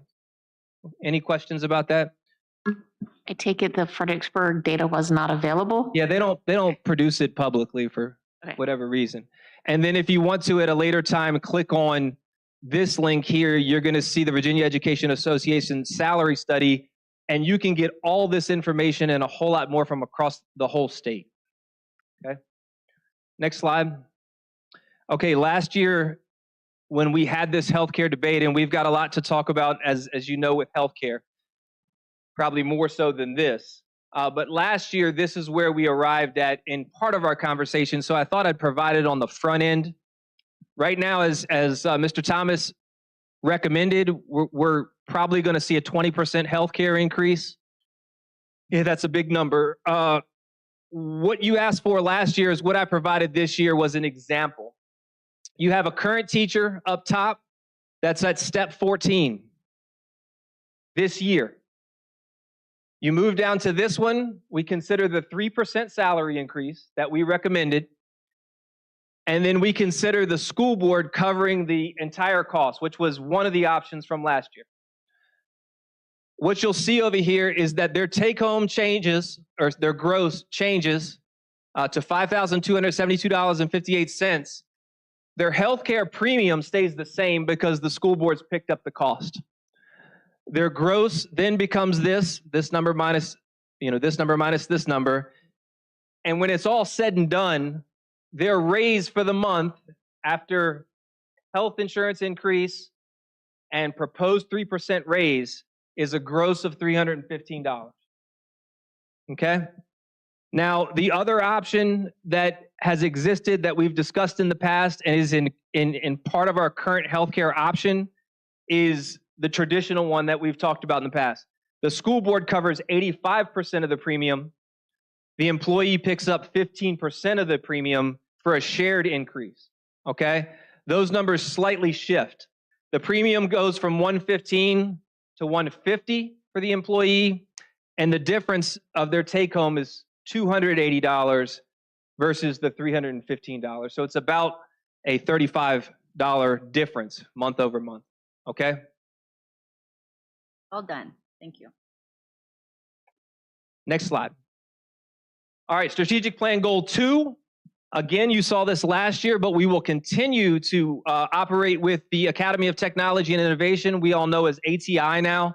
ATI tuition for our next set of students. We will again have 7 students attend ATI next year. That's a $71,000 expense. You'll see in a later slide the additional staff support that we need to accommodate increased enrollment and other academic needs. That's $595,000. And then again, you're going to see, as we are all well accustomed to, supports that are needed for the VLA, Virginia Literacy Act. That's $154,000. I'll show you how that breaks down in the next slide. Strategic plan goal number 3. I know some of you have asked, and we are working diligently to update our new website platform. Amanda has done a good job of working with vendors to figure out how to move forward with that. My watch is telling me to try again later. We will. Teacher communication tool. Again, we've talked a whole lot about this. That'll be a cost of $9,000. And again, this is a tool where we kind of standardize our communication practices. It's good for parents too, that they know exactly what we're doing in terms of communication, how we communicate. And then the year in review publication we talked about, I think last time, that's a zero-sum cost. Next slide. The final goal, strategic plan goal 4, Project Kind, which was here tonight. The renewal of that plan is $15,000 to address our safe and secure, healthy learning environments. The Virtual Virginia program, we've talked about this. That cost there, that $144,000, is associated with the director position that we would need to oversee the virtual program that we hope to start next year. See nods. If there's any questions at any time, just stop me and I can. So that's the cost to start the program. Is there a recurring cost, or is there just that startup and then? So that's going to be the cost for the position associated with running the program. Right. And so the question is there going to be recurring costs? I mean, obviously the salary of the coordinator would be, but what about a cost to tuition? Right. So the other cost is tuition. We pay, King George County Schools will pay tuition to Virtual Virginia. And we hope that for the most part, and again, we'll see how this plays out in terms of the number of students interested in this program and the types of students interested in this program. But our our average daily membership could increase, the amount of state funding could increase, and really could offset some of these costs. But really, we won't know that until we get an idea of how many students and what kind of students are interested in that program. And again, February 6th and February 11th, we have 2 introductory sessions to the community for that. And then the third initiative there to combat chronic absenteeism is an attendance intervention specialist. And again, that's the salary associated with that position. Next slide. All right, you have the budget builder in front of you in your budget book. What you see here is the sums or the increases associated with each of those categories. And now school board members, board of supervisors members, county administrator can go into the budget book and really see, for example, technology is increasing by $43,000. Why? Why is it increasing by $43,000? You can use your budget book to answer that question, and obviously ask me to answer those questions as well. But you see it broken down by departments, and then probably most importantly, what you'll see is the total sum there. And then this is a link to the budget builder calculation spreadsheet. You do have the ability to just view that document, but it's the same one you have in your budget book. Next slide. These are the additional staffing positions. Again, this is the last page of your budget book. but this is broken out in a way that's a little easier to read for those in the community. What you see on the elementary level is, again, VLA needs 2 reading teachers at the elementary level. We are seeing an uptick and are required to address ESOL or English language learner needs. So we would need an ESOL teacher. Also based on VLA and some other needs at the preschool, we would need 4 additional paraprofessional positions. At the middle school, we've been working this year with some instructional coaches, but we have a middle school instructional coach there at the middle school. We've talked a lot about this in terms of the number of students that have increased and really having to match that with teaching positions. So at the high school level, what this is full-time equivalent teacher, basically an additional 3 teaching positions at the high school, really to address high numbers. And then these 2 we've just talked about, the virtual instruction coordinator and the attendance intervention specialist. The total cost for the new positions is $982,000. Next slide. This is a summary slide. The major differences between last year's budget approval and this year's budget approval. What you see is the first one is compensation. That's the 3% salary increase. That sum is $1.8 million. The compression that I talked about earlier is $436,000.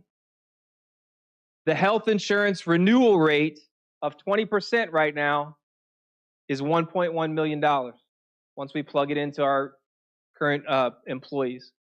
Budget builder, I just went over. Those costs are $1.5 million, and then the new positions is what I just explained in the last slide, $982,000.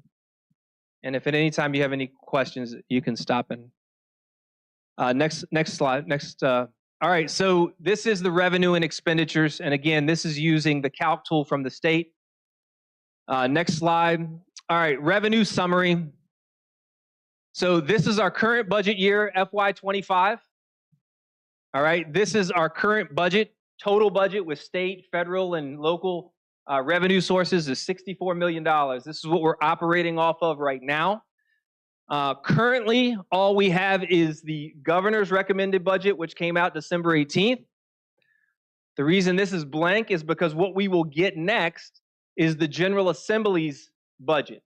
The General Assembly's budget will come out, I think, towards the end of February is what we're looking at right now, hopefully, fingers crossed. And then we'll be able to plug these numbers in. But this is where it gets important. So what you'll see based on that budget request and all of those things that positions, budget builder, things of that nature, the projected revenue, state revenue goes up by 1.4 million. Federal grants go up by 410,000. These sums remain the same.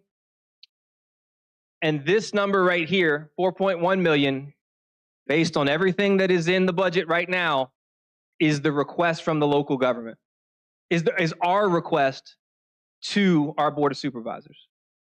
Okay? Next slide. This breaks it down by appropriation category. So again, our budget within the school division is broken down into these areas, and then you can see currently where that money resides in those areas, and then you can see where we hope it would reside moving forward. All right, so what you have right now is our current local funding amount, and based on the governor's recommended budget, this would be the request, this would be the local government's amount to public education as the presentation is presented today. Does that make sense? I think Okay. so. What's different from this year than last year, how we did this, is that you broke down really the funding, where the funding's coming from. So it looked like last year we were asking for 55% from our local government, when really, so you broke it down to show that the local government has to match the 25 million per state regulation, right? Well, so what we would be asking from our local government based on the governor's is 4.15, right? It's this exact number right That's now based on above. everything that's in that budget request. Is that above the? That's above. That's above the is 25. What is that? What 38? What is our percentage that the local government is supposed to match? Or Well, that goes back to the LCI. That's 0.36, 36%. And Okay. again, there's a whole conversation there. That's a suggestion. The LCI is really just kind of a suggestion, and you get into the JLARC study and public school funding, and that's a whole nother conversation for probably another day. Okay. Mr. Chairman, I have a question. So that funding, the 36%, and I know that's another day conversation, but how often is it that you get near that percentage? Here, we're usually right around that percentage. I don't believe, and again, my history is brief, but in that time, we're usually a tick or two above it. But you know, and it goes back to that slide on those quadrants. Mhm. You know, those school divisions that are probably down here in that quadrant are up around.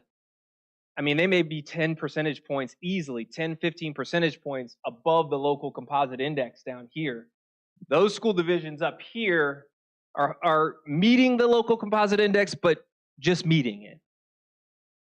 Okay, thank you.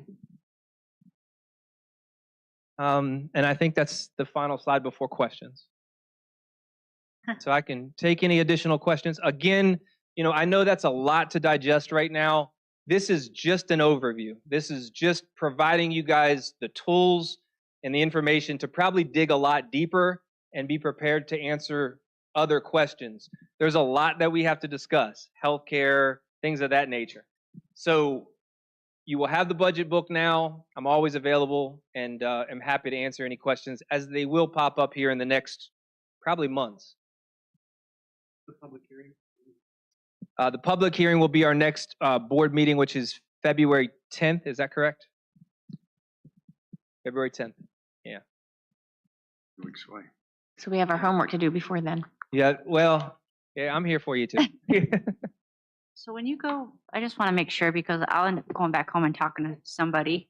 And I want to make sure I know what I'm fighting about. So when you, sorry, and maybe I should do this behind scenes with you. But the 25 million right here under the fiscal year for local funding. What are you looking at? 20 currently, yes. 25 million. And then this 4.1 million that says government. Yes. Both of those are coming from the Local government. board of supervisors are going to be out of Yes. the budget, the local budget. Yeah. So all right. Let me see if I can explain it this way. This is our total budget. This is state, federal, and local. Okay. Okay. What this does is this is the pullout of the local contribution. This is the local amount. That you know we're going to get automatically. I don't know that we're going to get it Well, automatically. I guess my question is, why are we breaking it apart, the 4.1 and then the 25, if it's coming from the same source? This is current. Oh, that's the current, that's what This is current. Yeah, so this is where we are right now. Our local government right now, our total budget, state and federal and local funding is $64 million total. Okay. Out of that $64 million, the local government provides $25 million.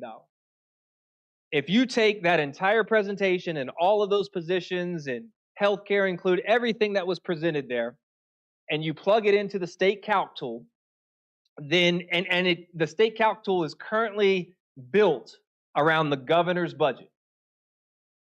What it says is that that's going to cost us a total of $70 million of state, federal, and local funding.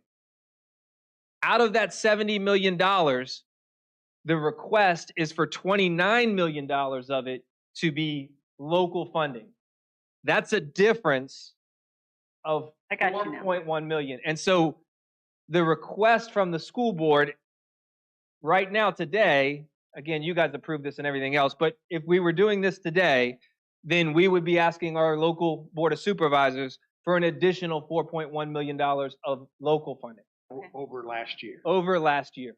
Now that you broke it down like this, what's our percentage as far as the overall county budget? So, because you know that was an issue last year. I don't have that right now. So is your, are you, you're saying, You know how the room. what is our percentage of, so it's roughly right below, if you take current year numbers, it's roughly below about 40%. Okay, just below 40%. So it's above our composite index. It was 38% last year, wasn't it? Right, it was somewhere in that ballpark. But discussion was, we thought it was 50, some people Right. thought it was 55. Then when we understood it better, we realized it was really only 38. Yeah, I think it's 53. Now, what that considers is We don't have to go yeah, through everything. that's a deeper Are conversation. we on the same page with the Board of Supervisors on that number? I think so. Yeah, I think we've had some very good conversations. Yeah. I mean, you know, of course. I don't, and I'm not asking because I've heard anything. I just know that's going to be like where we at on the percentages for the school budget compared to the county budget. Yeah, and I think we've had some very good conversations. And again, we're talking about a finite amount of resources here. So, Yeah, no. you know, this is a ongoing conversation. But I've been very pleased with, and later in my superintendent report, we'll share some information about even the fund balance conversation that we've had recently. So it's been a very good working relationship with our Board of Supervisors. But nevertheless, my responsibility is to deliver a needs-based budget. That's what this is, and that's where the conversation really should probably start. Thank you for breaking all that down. Like you really did a good job and a lot of work. Whoever helped you, or if you did that yourself. Thank you. She's right there, Miss Williams. Anybody else have questions? Mr. Frank, you good? Ms. Cleveland? Okay, thank you very much. Okay. I'm looking Thank you. forward to reading this.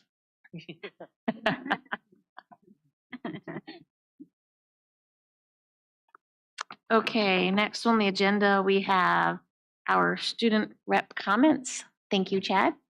Always look forward to your feedback. Good evening. Thank you guys so much for having me back here. I'm sure coming back into this new semester over at the high school, everyone was very thankful for that extra week off. And we're definitely getting adjusted to the new semester. Nothing significant to report other than we're starting out and starting the semester strong. Recently, theater just had their line, The Witch and the Wardrobe production, which was very successful. And winter sports are still currently ongoing, and then the starting of conditioning for some spring sports.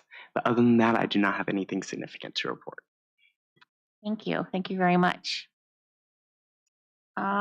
Do I have a motion to go into closed session?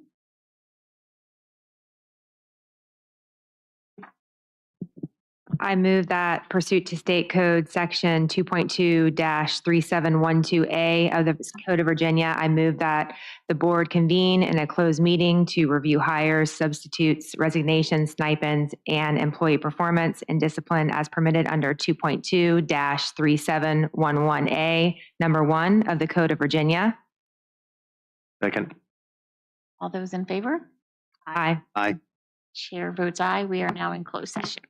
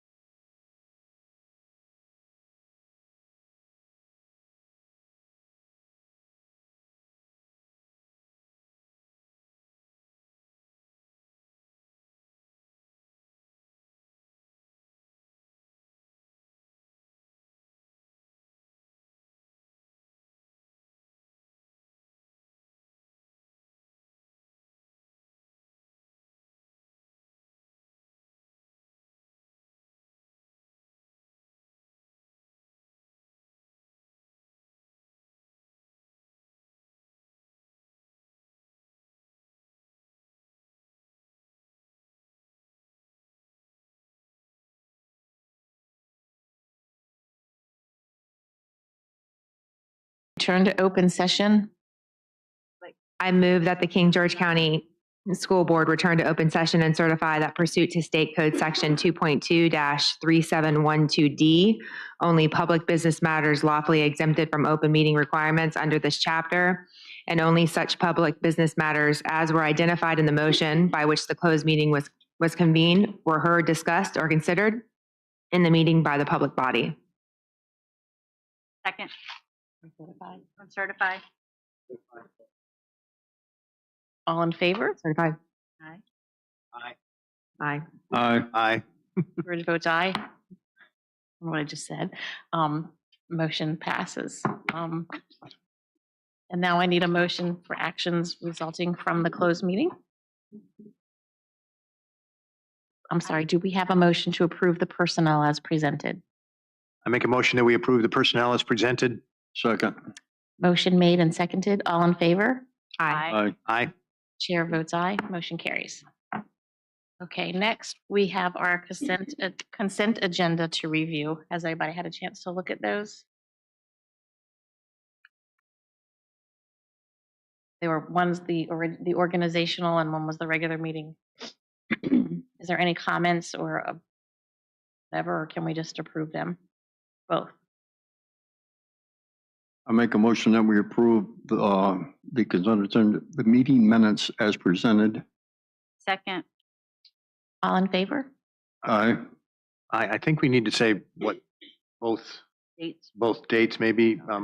January 8, 2025, with the organizational meeting, January 8, 2025, regular meeting. Second. Okay. Ms. Cleveland, do you need more time to review it? Okay. All in favor? Aye. Aye. Chair votes aye. Motion carries. Okay, next on the agenda, we have an action item regarding the Early Childhood Provisionally Licensed Teacher Incentive Grant. Yes, Madam Chair. So you have in your packet a King George County Schools Board meeting agenda item. Again, this is in reference to the Early Childhood Provisionally Licensed Teacher Incentive. This is good news. This is the acceptance of $6,000.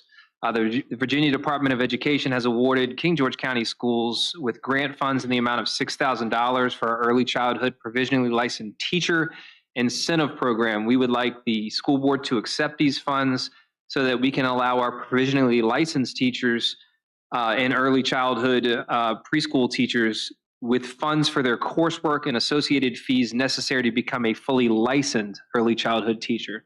So that's what we desire to use the funds for. My recommendation as superintendent is to approve a motion to accept $6,000 from the Early Childhood Provisionally Licensed Teacher Incentive Grant.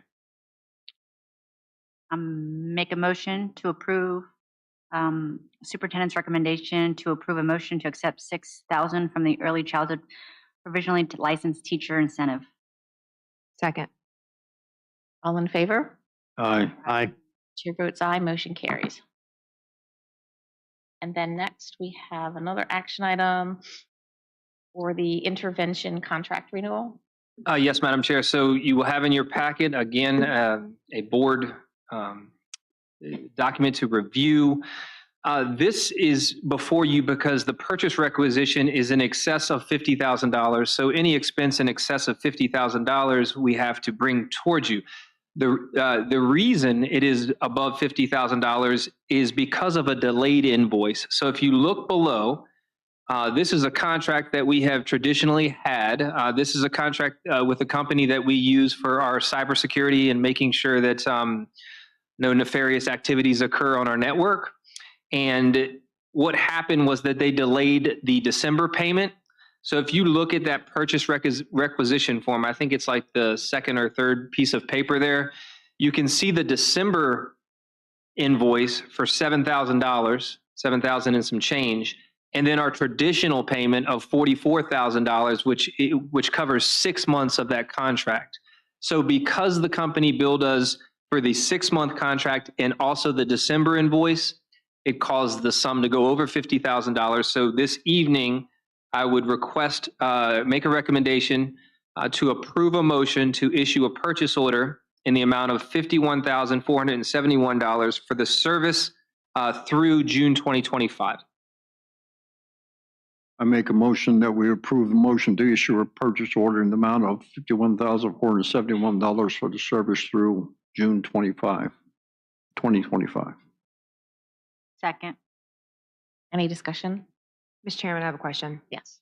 I assume this was in the budget originally. Yes, ma'am. Good question. This is already budgeted for. Thank you. Thank you. Okay, all in favor? Aye. Aye. Chair votes aye, motion carries. Next, we have discussion items. If the board would look at the pile of papers that you have on in front of you, I printed out in red the staff morale survey, and it was just, the first one is the morale questions, and there's just, if you look at the last question, I'm sorry, does everybody have it in front of them? The last question was just a clarification of some words for an open-ended question. I Looking at my just notes. wanted to make sure that everybody was okay with how that was worded before we publish this.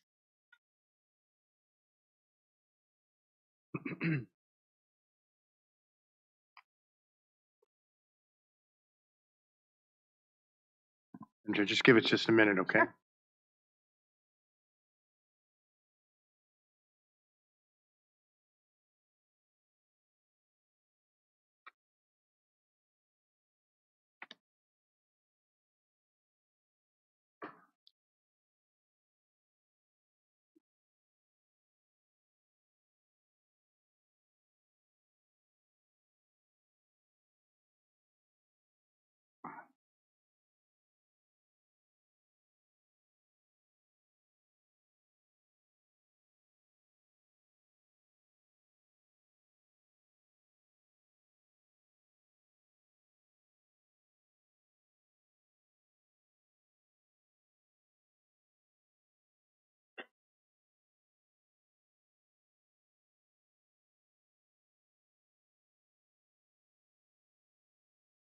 Madam Chair, I assume we're dealing with the morale one first, right? That's the one I was, yes, there was only one change on the morale one that was at the very bottom, number 20. And we just made clarification on. No. No, I just wanted, yeah, both of the administrators had input with this, as I remember you saying. Is that correct? Yes. Okay. But you didn't, now, who's this going to be going out to exactly? So All the schools or just the? yes, the intention is to send both surveys to all the schools in the division. Okay, but you didn't contact the elementary administrators? I did not. I intended to forward it to them, but by the time it was finalized, I did not. Well, it's not quite finalized yet. We're doing that tonight, and then she Right. was going to send it to them because that's just where we are with it. Because we've been No, I going understand. back and forth with everyone. Understand. Yeah, I just think it would be good that if we do finalize this, because to me, that the change you made is fine, especially from the original. Right. A couple of changes were made from there based on our suggestions, and thank you for doing that. But I do think it's important, once we finalize it here, that maybe you send it to the elementary administrators before we actually let it go out. I will do, and let me clarify that Mrs. Cleveland did most of the work, so thank you for your help. She actually drew I a know- lot of I the know she surveys. did. I read it. So thank you. Madam Chair, when we do this, does it break down? Is it going to break down per school or is it just going to be division wide? We would like to have the breakdown per school, yes. I'm going to work with Mrs. Higgins to figure out how we can do that, have it separated that way. So y'all are good with the morale one? Yes, Okay. I'm fine with it, especially with the changes that you made. Thank you. Okay. Now, the cell phone survey is the next one that we're looking over. And I don't think it changed that much, but Ms. Chairman, can I add a it's not couple the comments policy, on this it? is the survey. We're looking at Oh, the survey. Yes, ma'am. Can I add a couple comments on this? Sure. So I just wanted to make sure that you guys are aware, because I typed this up. In red would be some considerations for any changes that would want to be made or additions. The other questions had already been passed through us and modified based on the feedback that was given. So the in red would be for something for us to consider either adding or changing. So we can start with number 3 if you would look at that one, right? It would be, so number 3, for example, where it says leadership is enforcing the cell phone policy consistently. The feedback was we could word that differently, saying what word best describes administration's enforcement of the cell phone policy, whether it's consistent, inconsistent, not enforced, or unsure, versus the statement of agreeing to. Okay, so on these that you haven't read, okay. Those that you haven't read, obviously they're not, you don't want them to strongly agree. They're going to circle one of those or two of those words. Can they only circle, I assume, one of those and 3, and each one of those will only circle 1, correct? Yes. So, but they're not going to say anything about the strongly agree, disagree, obviously. no, it would just be the A, B, C, or D that are listed beneath that. Otherwise, it would be strongly agree, somewhat agree, neutral, somewhat disagree, strongly disagree, based on whether or not leadership is enforcing the cell phone policy consistently. Really, it's the same question, just a little bit different in the response. So you're not going to have the in black. It'll just be what's in red then. Yes. Okay. I would suggest, this is very good, but I would suggest up top, rather than putting that A through E for strongly agree all the way to strongly disagree, is you put that under each one. Since you already want them circling on those that you haven't read and others, why not just go ahead and put those in 1, 4, 7, and 8. Just go ahead and put the strongly agree, disagree, so they understand each time they can just circle one of those. Yeah, and when we submit this for them to put it on the, That's what whatever, we're going to do that. Yeah, every question will have a answer key, and some will be slightly different based on what's on here. Good, good. So if you want to glance over number 6 and then 10 and 11, let me know. So I can also make some comments on number 6. So number 6, the addition would be, instead of answering, as we said, the strongly agree to the strongly disagree, that I observed students using cell phones, headphones, or ear pods during hallway transitions, we would add compared to last year to see if there was a difference between last year versus this year. Are we talking a school year? Mm. Because we had no policy until the 3rd of June. Well, there was, but it wasn't being enforced. It was, but it wasn't enforced. I know, so that's. I would say school year. Yeah, Yeah. so. Yeah, we can change it to school year. So we can't, but we didn't have one last year. Or compared to That's what when I'm we saying, had we one didn't versus have when we one. didn't, yeah. So what would you suggest? But I think what you'll Just, be able we to just leave see it, I is, observe students using cell phones, just what's in Improvement black. after Yeah, you'll be able enforcing to the see it. policy. It's more of, it's still going to show whether there was improvement or not. Compared to last year when there was no policy, do you see students using cell phones? more or less, or Well, yeah. It's what's in black. Okay. I think it would be important there to put school year though. Compared to, yeah, because last year it was, Yeah, because they might think it was 2024 as opposed to last school year. Now, again, these, you pass these through the administrators, the I did. high school, middle did. school, but not the elementary. Well, they don't need it, that's No, right. I did. Sorry. Forget what I said, sorry. I mean, we're going to give the surveys And that's to fine. those schools as well, but there's no perception that it's a problem. I agree. So just for clarification, the cell phone policy audience is students or staff, and the morale is staff. And I thought cell phone was staff also. Yeah. Staff as well. Okay, all right. Just point of clarification. Yeah, I think, yeah. I would- So, and then, Ms. Chairman, number 10 and 11 were possible additions that we could consider based on feedback from the school administrator at the high school. What would the answers to number 11 be? The same as, like strongly agree and somewhat disagree? Number 11? Yes. Okay. I think they're good questions. I think we should add them. But I need the opinion of the board before we move on, so Did you want to read what 10 was or no? Well, what's 11's question? They're right here. 10 and 11. Parents are supported and help us enforce cell phone policy. That doesn't match this. I'm not sure what I don't know. These questions, where's number 11's So question? no, so the answers would be there. Agreed. 11 is the Likert scale. It's going to be the top. Will be the top scale. Does that make sense? Yeah, but why aren't they? Yeah, okay. This is just a draft, so we can figure out how we're gonna move on. Ms. Chairman, a question I have about number 6, I just want some clarity. So compared to last year, we're not saying compared to last year, meaning Okay, we're saying last okay. semester. Semester would be better, yes. That would be good. You want to leave it that way, yeah. Sure, okay. You agree? Compared to last semester? Semester? Yes. And we're only 1 week into this semester, so I'm not sure that they, Well, by the time this gets, you know, so, I mean, and this is a start. We agreed that we were gonna use this to measure right. success we- moving forward. Wouldn't it be easier just to take out compared to last year completely?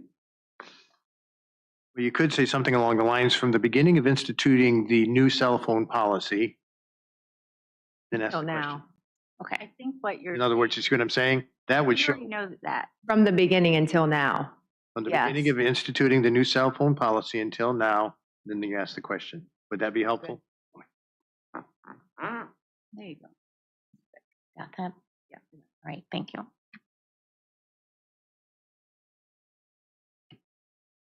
Is that good with you, Mr. Frank? Well, sure, but we're gonna change the distractors too, because less frequently than last year. Yeah. Yeah. More frequently than last year, so. Okay, Yeah, cross, okay. make it clear in the question, then you don't need to say last year. All right. Okay, next on the, I'm sorry. When does this go out? I We don't know I yet. don't know. I have to get with Mrs. Higgins and find out when she can get to it. And the reason I'm asking, because you're gonna send this to, well, not this one, but you're gonna send them around one to the elementaries, and that way you Ahead can of give time. them a notice of, hey, it's going out on this date. Right. The intention is, or the goal is to do it soon, but I understand that Survey Monkey has to be purchased as well, so. Oh, okay. Just I as soon as can't pos- say just as tomorrow. soon as possible. Right, as soon as Leave it possible. Like that. You get that all the time. Okay, now the next discussion that we had been talking about our joint Board of Supervisors and School Board 2x2 meetings. And were you gonna talk on that or? Well, I just want to lend my help and support. I know it's been challenging as far as communication and figuring out schedules that line up.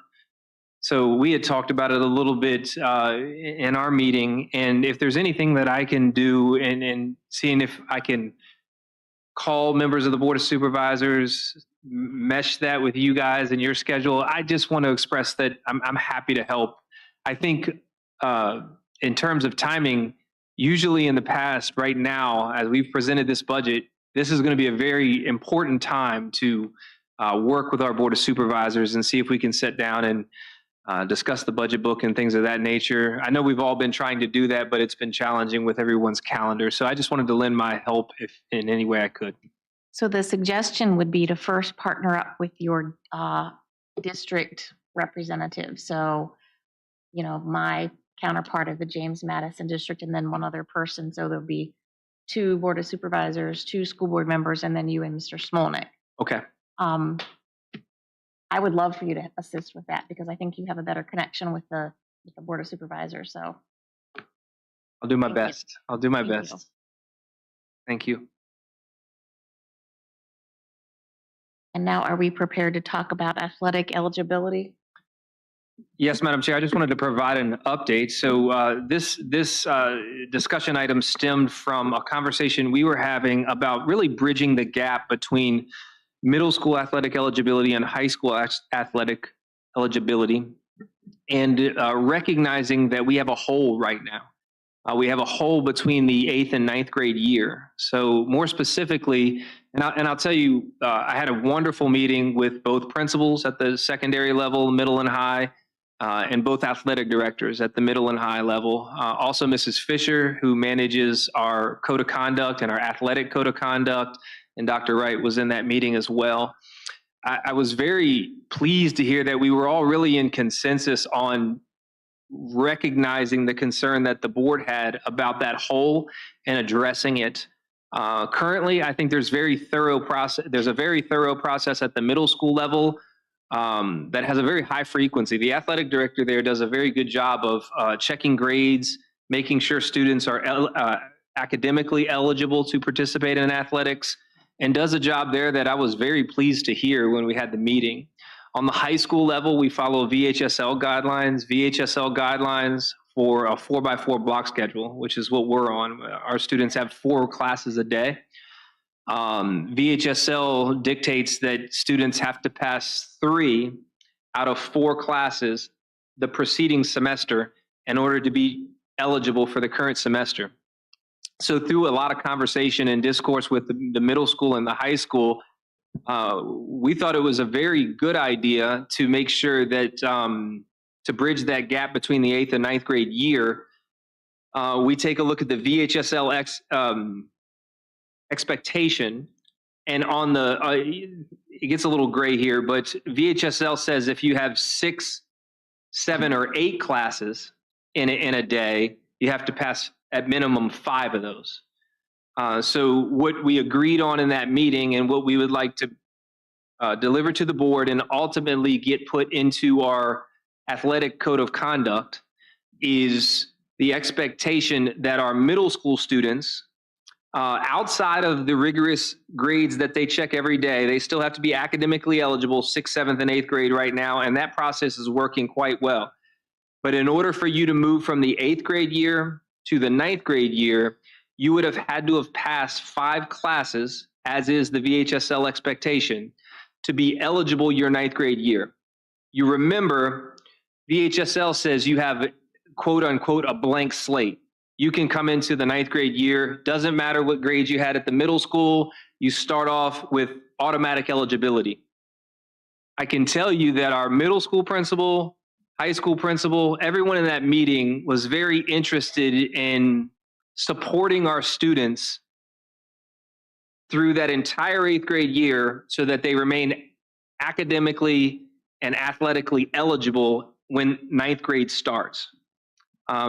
Right now, what happens just by the nature of the way that the policy has, it's not even a policy, the practice has set itself up, is once that 8th grade student, in essence, is done with sports at the 8th grade level, then they fall off a cliff. They recognize that, well, no matter what my grades are, I'm academically, I will be eligible when I become a 9th grade student because there's a clean slate. What we would prefer is to say, no, we're going to keep tabs on you. We're going to keep supporting you. We want you to be held to that VHSL expectation because that's what you will be held to when you get to the secondary, to the high school level. And we want to make sure that we continue to support those students through the 8th grade year and through that summer so that when they show up as 9th graders, they are VHSL academically eligible from the start. There's no clean slate. What you do in the 8th grade counts for what you do in the 9th grade. So I can stop there for questions. Madam Chair. Yes. So I'm just curious if the other school divisions are doing this. I think that's really important for us to consider as well. We haven't had a chance yet to consider what other middle schools are doing. I can tell you as far as high school eligibility, most schools are, the minimum that they have to do is VHSL. Yeah, I'm just referring to the middle school eligibility. So as it is right now, they come to high school, they have a blank slate, and they can play sports. But we're proposing that we keep that level the same, which makes sense, and I agree. However, I think that it's important for us to know how that looks. Taking a look at our other maybe battlefield districts and seeing what they're doing on the middle school level as well. We can do that. Middle school to high school. Yeah, that hole right now that exists. I mean, the question is why? apples to apples, competitive. Mentioned what your staff told you about how it would keep them accountable in 8th grade, not to just drop off and not finish. Yeah, I tried to explain that. Yeah. So to Colleen's, to Ms. Davis's point, right now, our middle school administration, our middle school athletic department was very interested in the ability to hold our second semester 8th graders accountable. Because as it's set up right now, that blank slate idea gives some the impression that the second semester of 8th grade doesn't count. It doesn't matter what my grades are because I have a fresh blank slate when I start in the 9th grade. And really, it's probably a poor message from the school division to deliver to a child that you're going to fall off the radar here for a little while. We want to keep you on our radar, and we want to hold you to those high expectations throughout your whole K-12 experience. So we don't want there to be that hole between the 8th and 9th grade year, and I think this approach addresses it. Madam Chair. I'm sorry. No, go ahead. Somebody else can. I guess, Ms. Cleveland's, to your point is, and also I think maybe what you're saying, Ms. Davis, is that it really, I can see some value, at least making a comparison or other divisions doing this, but the reality is, it sounds like we all agree it needs to be done here, regardless if there may be one or two that are not doing it. In other words, it sounds like everybody's on the same page with doing this no matter what.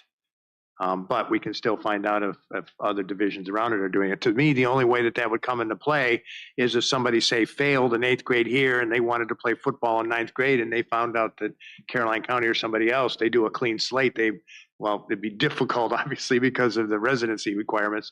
But that would be the only case I would see where it would even come into question as to whether another district is doing it or not doing it. I suspect that the reason Ms. Cleveland is asking is for competitiveness because Part of it, you have, so. Yeah. I So, was just going to ask you because I know you know sports and Yes. stuff. So why would that come to your mind? And then that's but I think if we hold our students to that standard, I would hope that that would not be the case, that we would be able to continue to be competitive. There's a lot of research and studies that show that students that are successful academically create stronger teams. Their ability to take direction from coaches, their ability to meet the expectations of the coach. I mean, there's a ton of research out there for that. But I would say in terms of the timeline, this is important to mention too, and probably why I say that Ms. Cleveland's request is one that we can satisfy in terms of asking around. The next steps for this is the athletic handbook committee, committee will meet. They'll finalize recommendations, and then we will put this into effect for next school year. We had a pretty healthy discussion on, not changing the rules midstream for some of our current 8th grade students. We want to make sure that we allow, if we're going to change these expectations, we don't want to pop them on anybody. We want to make sure that it would be for our current 7th graders that would then be rising 8th graders. So from day one, they know the expectation is I have to meet this. Okay, so we can talk about it further after we have that data, I'm sure. Yep. Okay. Can I just add too? Did you get any feedback from the the coaching athletic director and things like that too? Yeah, no, they were very interested in it. They thought it was a good idea. And actually a lot of our coaches right now, we do like and traditionally have enjoyed and coaches enjoy giving them autonomy of their programs with a certain, expectation being met. What that means is that, they oftentimes have more rigorous, depending on the program, academic expectations, like I don't want to see any zeros in the grade book, that kind of thing.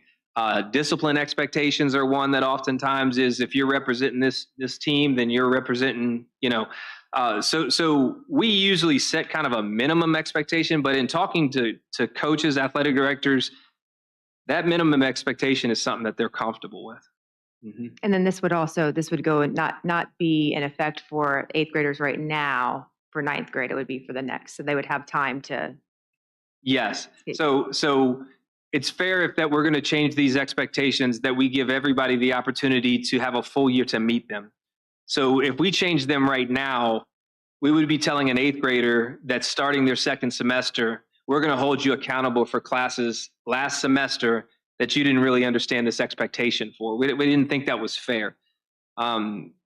We would push this through the athletic handbook committee, finalize these recommendations, put them in writing, and then push them out to our families and our parents of our athletes at the beginning of next school year, so that a rising 8th grader, a current 7th grader says, okay, here's the current expectations. So as I work my way through my 8th grade year and I get towards second semester, I know that I have to be passing 5 classes to be eligible in the 9th grade year. Okay, thank you. Okay. So we can add this to discuss at, I guess our, Well, I'll provide you guys updates as we get more information. perfect. Okay, now, before we continue, I have to point out that it's 4 minutes of 9. So I need an agreement from the board that we can continue. 3 more minutes. Pardon? Do you want to put another? Minutes in there. Okay. 9:30 at least. What time do you think we should end? I think, I don't know, I have a couple questions, but my suggestion, Madam Chair, would be that if it goes past 9:30, that no matter what happens, we stop at 9:30. Okay. Is everybody in agreement with that? Okay, we don't have to vote on it or anything, do we? Okay. All right, so let's move on to the proposed cell phone policy. And what you have in front of you is hard copies of a bunch of different things, because I wanted you to know what you were looking at. So we had the initial policy, and then there's some cross throughs on it and some highlights. And to start with, we have the Senate Bill number 738. That is what is proposed by the Virginia Senate. I believe it's passed the Senate. It has not passed the House. But anyway, there's some language in there that pretty much supports what we're proposing in our policy. And I also have, I think that's all. I guess I would just ask you to look at the first page where it says definitions. So we put some clarification in there, and the bell-to-bell definition pretty much goes along with what the bill in the proposed bill has. So when we were at the legislative conference earlier this week, one of the discussions was that these things will be passed, voted on, and then go into effect on July 1st. So the philosophy behind tightening down the policy is that then when the law is passed and we're forced by Virginia Department of Education to do these things, our students are already prepared. If they're not as stringent, then we can dial it back a little bit, but we're just to be prepared. We'll follow that's the philosophy. You guys don't have to agree, but you have it in front of you. I know I have some comments, yes. All right. Well, first of all, I like everything. I only have 2 comments. One is a larger discussion. First one is just the fact that there's no mention of the exemption of obviously Chromebooks. Am I missing it somewhere? Was it in here and I just didn't see it? In other words, obviously they're going to use Chromebooks throughout the day, but it fits the definition of things they're not supposed to use. I think, Mr. Bush, that wording in there, personal. The word personal, you think? The word covers that? personal, I think, is covering that. Okay. I mean, that's fine if everybody agrees. I'm just saying, the problem, the discussion we had before is that Chromebooks could be possibly used for personal use, but they're not. But the word personal, you think, is enough. Okay, I'm fine with that. Can I add something too? There's one little caveat that I remember that, and I think that's a good explanation, but personal laptops right now, we have some populations that it's almost recommended, governor schools. They often are, because they have a Windows operating system at Governor School and a Google operating system at King George, oftentimes use a personal laptop. So thinking about some way to consider that might be valuable. We could write simply something about exceptions may be made for requirements by, what do we call it? Governor schools, ATI, what's that category of? Or just academic, Exceptions can be made if there's an academic requirement by the, I don't know. How about we say, division-issued Chromebooks are allowed, along with, required, Personal laptops when deemed appropriate by, I'd say required, not deemed, well, okay. I mean, they don't require them. They strongly suggest that they use Are them. they- They can't require them to have. about when issue- approved, They don't, it's their personal laptop. about when approved.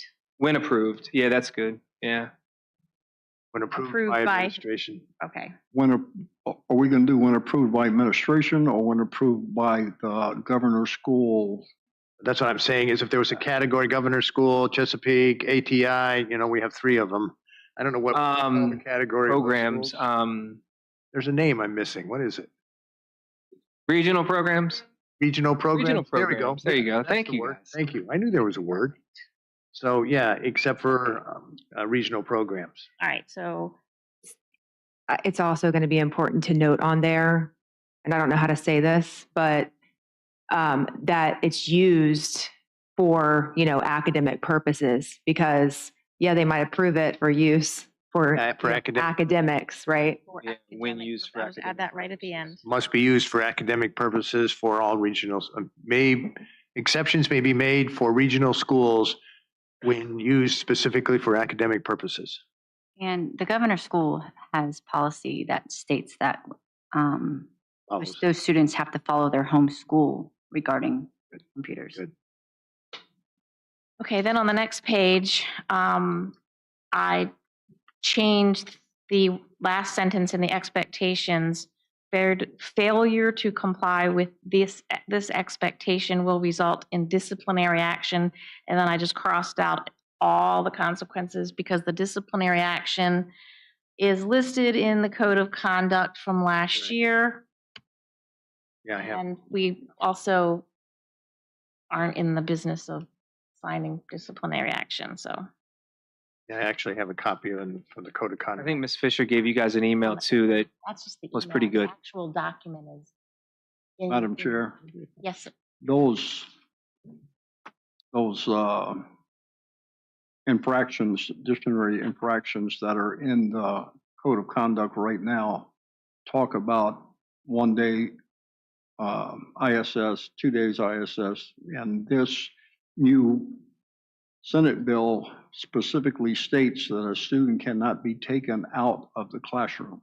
Expressly prohibits any student from being suspended, expelled, or removed from class as a consequence. That's- Thank you for that. That's why I added Yep. in the removal of the phone rather than removal of the student. Okay. Yeah, I have some. Well, go ahead. Anything else with that? So are we gonna keep these consequences in or take them out or put them in the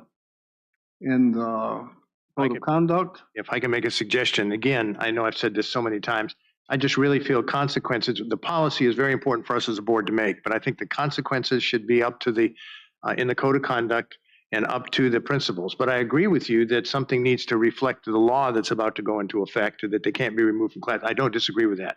But I would say, Mr. Frank, is let the administrators, we'll notify them that, hey, in terms of cell phones, you can't follow the code of conduct because it's about to be a change in the law.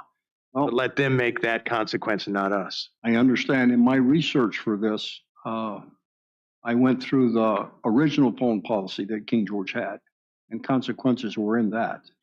Westmoreland County has consequences. Colonial Beach has consequences. What is it? Applemock has consequences. There's several, there's a lot. There's as many schools out there with consequences as there are without. Well, I'm not saying there doesn't need to be consequences. I totally agree with that. Within their policy. Well, that's what I Within their disagree with. policy. I don't think it's our job to dictate in policy how the administration mets out consequences. I think that's the administration's job. It's not ours. It never has been, regardless of what we've done in the past. If we did in the past and I was on this board, I'd have said the same thing.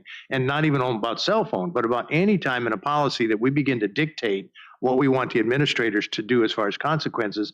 I think here's the reason why. Let's say that let's say we did these consequences. Let's say the administrators find out, you know what, that first offense, it's just not working.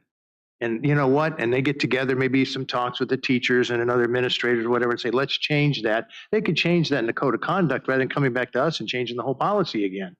It has to do with allowing them who's on the ground, boots on the ground, seeing what works and doesn't work, but making sure they're following the policy. I understand what you're saying. However, we had one kid with 17 violations. Okay, again, that's up to the administration to make sure they deal with those sorts of things. But, okay. And I have something else too on this. I mean, so I like the fact that you had, Ms. Chairman, had crossed out the consequences, and I agree with that. But I do agree also to let the administration, especially in terms of what the, saying that they cannot be taken out of the classroom, which does not match with the code of conduct, which I have right here regarding cell phones. There was something else here, though, that I really am having a little bit of a problem with when it says may not be in a pocket, but instead must be placed out of sight in a backpack, locker, or locked pouch. Okay. In my mind, if it is in a pocket and there's simply like an outline, back pocket, front pocket, it's like we don't know for sure if it's a cell phone. I just don't want to get into the business that if an administrator sees somebody walking down the hallway and they see a bulge in a girl's back pocket or front pocket, and they say, take that cell phone out. Well, how do you know it's a cell phone? Now, I guess what I'm saying is I don't want us to be in the business of looking at those kids, the administrators having to look at these kids going down the hall. Now, I do totally agree that if it's visible, and many times it's in their pocket and it's visible, if it's visible in any way, then it must be placed in out of sight in a backpack, locker, or locked pouch. And so it's just my recommendation would be to slightly change that the wording so that it would say, let me go to what I wrote here. So let me interrupt for 1 second. If you go to the Senate Bill 738, number 1, we're going to have to figure out how to word it so it goes along with that, because it says restrict to the fullest extent possible student cell phone possession. Possession, well, that's in the backpack too then. The point I'm making is that in my mind, I understand. If it's visible, because you do not want to get into the fact of having students say, how do you know what's in my pocket? But if it's visible, which many times in the back pocket, you can see half of it sticking out. And I would just simply say, cell phones must not be visible, but instead be placed out of sight in a backpack and so on. That would just be my suggestion. Again, Mr. Bush, that came from the Department of the Department of Education, which on the definition of stored, which stored means cell phone or personal electronic communication device not being carried on the student's person, including not in the student's pocket.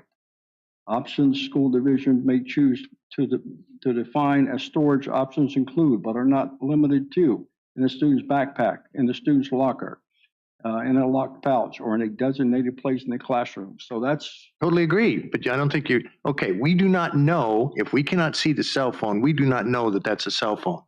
You're making these assumptions that I think is dangerous. I think seeing the cell phone is the key, and that needs to be put in the backpack. But if you're sitting there bulges in pockets and we don't know that it's a cell phone, now if we see them take it out, visible, yes, deal with it. If we see it sticking out, yes, deal with it. If we see it in any way, but if it's not visible and we're guessing, did you see that girl walking down the hall? Did you see that boy? I think he's got a cell phone in his pocket. I think that's very dangerous, Mr. Frank. Okay, thank you guys. Does anybody else have anything else to say? I do, Madam Chair. So I am still not convinced not to say to carry it on a person, mainly because I think when it's carried on a person, that's when we have some of our biggest concerns, going into the bathroom, videoing things. So I can kind of understand both arguments.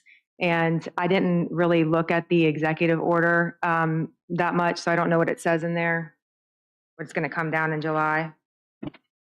You should have a copy of it, but I have it highlighted here.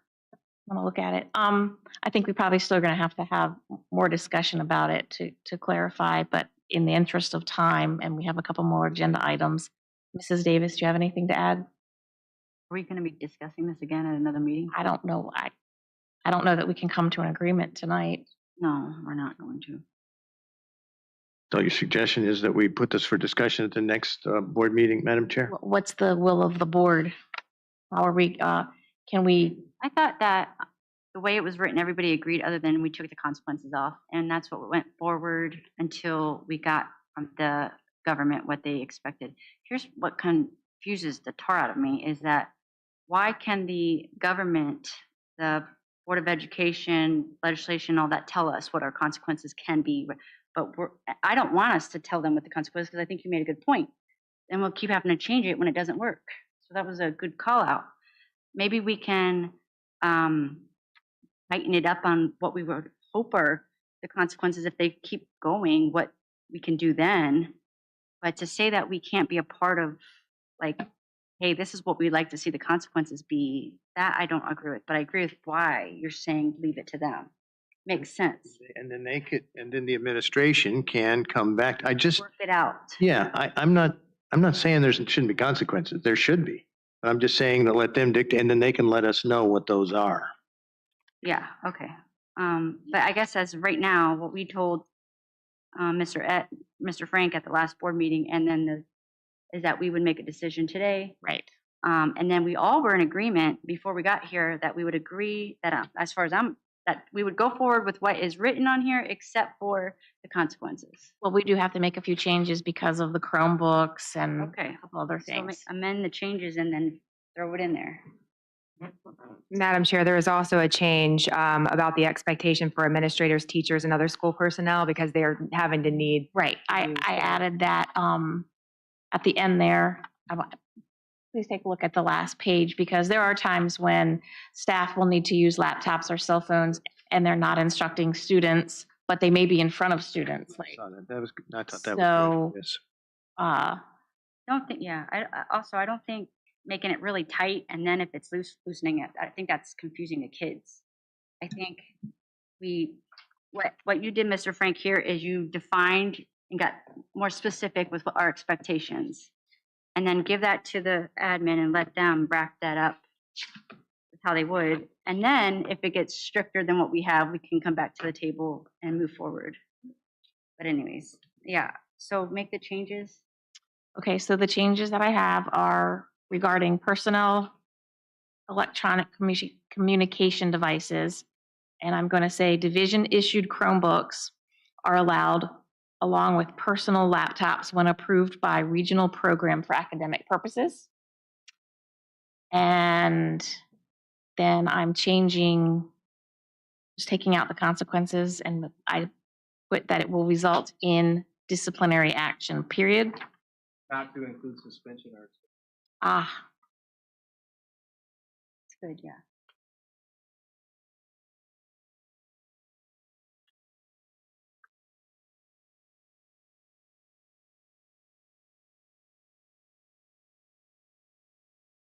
Well, Madam Chair, we're not making the change about if we're requiring the administrators to try to figure out what bulges are in the pockets. I agree with that too. Well, he's not saying that we don't enforce an out of sight policy. You're not even saying don't encourage it to put, but we can't be looking at bulges. Yeah. So we my can still point. encourage to put it in a book bag. Yes, yes. And if they see it, if it's visible, then absolutely. But if it's not visible, I just think that's a dangerous thing to do. Sorry. So it's. And I'm speaking not only as a board member, but also as a Figure past. that part out, right? Pardon? That would be up to Yes. admin to figure it out. Yes, yes. We're saying we would like it in a book bag. So this definition of stored came right out of the Virginia DOE guidelines. And I guess we'll just have to follow it loosely. We're following it, we're saying that it's not supposed to be on their person. We're just not going to do a search. Right, That's it. okay. I don't want to get into searching or guessing, but we absolutely need to say if we see the phone, it needs to be put in the backpack. And then on the Consequence. last page where I have it, You could say nothing in this definition requires administration to conduct a search of any nature. necessary? I don't know. I mean, Or you could say, what about just what I said? If the cell phones must not be visible, but instead be placed out of sight in the backpack. I think May not be the issue visible with on that the is that person. it's like that right Yeah. now. And they're just still walking around with it in pocket, going in the bathrooms and causing issues and stuff. They can do that if it's in their backpack too. It's easy. Well, it's not as easy to pull it out of your backpack as it is your pocket. I know that there's still some research going on in terms of how to remedy the backpack bag situation. And I'd like to give the, You know, I think the whole idea of this thing about not being on the person was that if that phone goes off, if it's on silent, you're going to know it's going off, and it's going to take your attention away from whatever's going on. You know, that was I think the whole purpose behind the Department of Education putting that in there. It is supposed to be off. Because it's supposed to be off, but you know, if you're not going to check to see if it's a bulge, you're going to check to see if it's turned off. That's the same if it's in the backpack. It's the same thing. I agree. It needs to be turned off. The headphones will tell you if it's off or not. What I'm saying is, if it's in your pocket, you're going to know when it goes off. No. The student is going to want to look at it. I mean, it's an addiction that they have, I agree. so they're going to want to look at it. I agree. I just don't want administrators searching kids. Nobody said. The definitions don't say anything about searching kids. It just says it can't be on their person. I agree. and that's, I mean, we'll have to go with that definition for now. Leave it as is, but it doesn't say to search them. Madam Chair, can I go back to the point about the regional programs and personal laptops? Sure. Ms. Half has let me know that currently this school year at King George Middle School, we have 25 students, and at King George High School, we have 70 students who sign, and this is part of our current policy, who sign an opt-out form in order to use their personal devices while at school. So it's not just, it's not currently just regional, well, it's not currently just regional programs is I guess the point there. I guess you can look at that two different ways. You know, the board can make a change to not allowing part of our acceptable use policy to allow our students to use personal laptops for instructional, for I think, what do we put in there? Academic reasons or something like that. Or we could massage that to say, you know, not regional programs, but you know, maybe just for academic purposes, personal laptops can be used for approved academic, something of that nature. I think it may be deemed as somewhat discriminatory just to our regional programs if we're just pulling them out. Can you read that verbiage again that you had right there? Division-issued Chromebooks are allowed along with personal laptops when approved by regional programs for academic purposes, but I can just say when approved for academic purposes. But my question is, are the same restrictions on the personal laptops in terms of websites they can get to and stuff as? So what do you mean by that? They goes through the same filter and?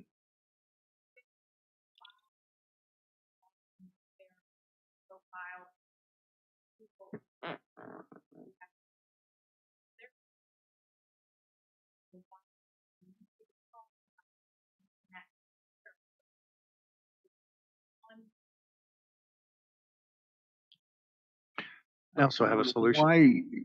Why do we have students using their own? Because the Chromebooks are slow and They don't allow them to download certain.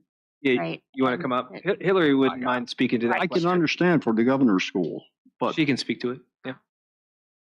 We have some families who prefer not to use school-issued Chromebooks because along with signing on that line, if a student damages it or comes home with a shattered screen, they don't want to be responsible for being charged for that screen. So they just assume have that child with their own personal device. That way, if something happens to it, that family handles it on their own. And so I feel like it's a matter of preference.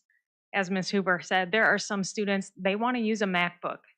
We're only responsible, so when they bring a MacBook, there are some things that are not compatible with, say, programs that an English teacher is using, and the parent understands that. We have some families that change their mind halfway through the year because the student device isn't doing what the Chromebook can be doing in the building. So right now it is an opt-out. It's part of our registration forms at the beginning of the year. So when they do a device checkout for middle school and high school, they can choose to opt out of being responsible for a student device. It's a small population, like Dr. Boyd said, very small at the middle school. 25. Yeah. And about 70 to 75 students right now at the high school. So I think the board is posed with a choice of, you know, do we make a consideration in the policy, or do we not, and then go back and adjust our acceptable use policy to not allow for personal devices, which I can just take out when approved by regional programs and just say when or just approved when approved for academic. for academic purposes. And we do approve the device. In order to add it to our wireless network, we get the MAC address, we have information off that device. So there is some tracking with that. So if there were ever an issue, you could, okay. Correct. And so is there any way to, I mean, is laptop the appropriate term? Is there any way to interpret that into something different, like a tablet or a, you know what I'm saying? We have some students who have an iPad, you know, that we have approved on the technology side because of a certain app that they need in a specific classroom. So I don't even know if I can say it's right down to a laptop. We have approved a tablet. And I know our special education students for Absolutely. communication will use, and again, you're getting into this kind of like, you know, where you almost have to have a clause that says, you know, as to the discretion of administration, discretion of whoever you want to give discretion to, but you're going to find some situations where you're going to have a tough time fitting that into that box. Again, Exceptions. Yeah. well, what was the wording again? I liked what you said, except Well, I said division issued Thank you. Chromebooks are, I'm sorry, thank you, Ms. Haff, are allowed along with personal laptops when approved for academic purposes, but laptops, I guess, is, well, you could say personal electronic devices when approved. well, we have up there the definition of a personal electronic communication device means personal device capable of connecting to a smartphone, the internet, or cellular Wi-Fi network, or directly connects. So You know, this reminded me, didn't we have this kind of similar conversation when it came to the use of devices for monitoring medical? You know, when we had this conversation about people with that needed their blood monitors and sugar monitors, was there still something in there that said, I mean, maybe that covers this instead of having to write it out, maybe personal. In the last sentence, for students with medical needs, communication devices may be used with approval of building administrators. Maybe under that sentence, we could reword that statement to include these exceptions, like, you know, with administrative approval. So maybe I would maybe take out for students with medical needs, because it's really now broader than that. Personal communication devices may be used with approval of building administration for academic purposes and or medical purposes. I don't know, I'm just spitballing right now, but maybe it can all be captured in that exception line right there so that we don't have to write a whole separate section. I think it, yeah, I like that too. We'll fix it up. Also, something else about what I was talking about earlier. I think if we kept in, may not be in a pocket, but instead be placed out of sight in a backpack, locker, or locked pouch, and this will be enforced at the discretion of the school administration. I don't know where would, That's, we're back to, instead of saying it's got to be visible, I would be fine if we can say, and this will be enforced at the discretion of the school administration. In other words, they won't have to search somebody if they don't want to. But would we even want to open that up though? Well, they make the decision. but I mean, but Do we want them to search kids? Do you know what I mean? I They see. can't do, you see what I mean? It's like at the discretion. Well, we don't want them to do that, right? Well, again, I go back to the best thing for me is to say if it's visible. And I just, for me, I just think that if our expectation is that it's not on them, we need to say that. I don't disagree. I don't think you're following me. I don't disagree with that at all. Well, that's what we're saying here. That's what But- this sentence is saying. It's not to He's be just on saying, them. How do you know it's visible or not? How do you know? But we it's don't not? want them to, pat them down, stop them in the hall if there's bullets in their pocket. Yeah. Right. But That's my point. we don't want it on their person. So I think what we're saying is the same thing, because what we're saying is we don't want it on your person. We're not asking you to, pat them down. But if you see it on their person, you might want to say something to them. If you visibly see it, but if you Yes. just see a bulge in their pocket, don't start stopping. No. students.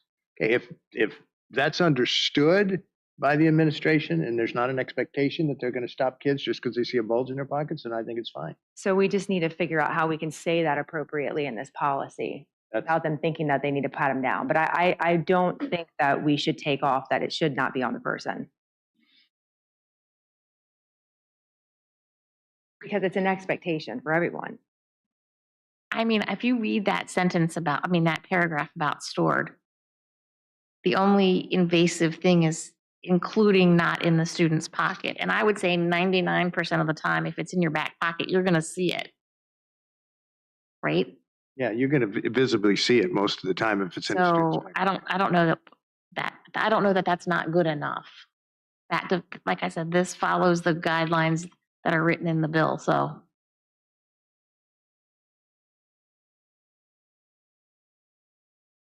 I don't know if we can come to an agreement or not, but So which part are you saying now we're going to keep this, but I'm sorry, where were you keep the just whole reading? thing, what the definition of stored means, right out of the, Where you're, you just keep the That's from definition. the of- Department of Education guidelines. Yeah.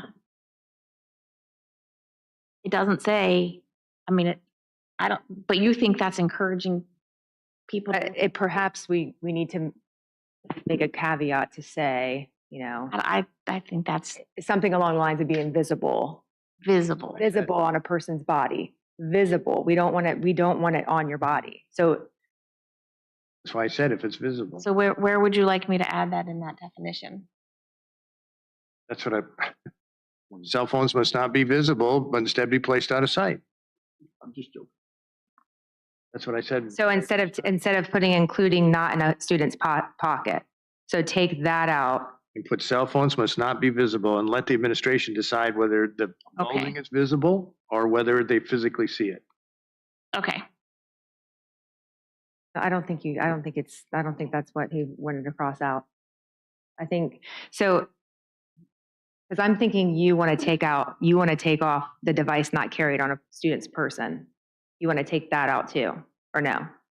No, I don't want, it said the cell phone system should not be visible, whether it's on cell phones and electronic devices may not be visible, must be placed instead in a side pocket. And where am I putting that? Right under the definition of stored? No, where it says cell phones must not be visible. Instead of cell phones or electronic devices may not be in a pocket, may not be visible. That's it.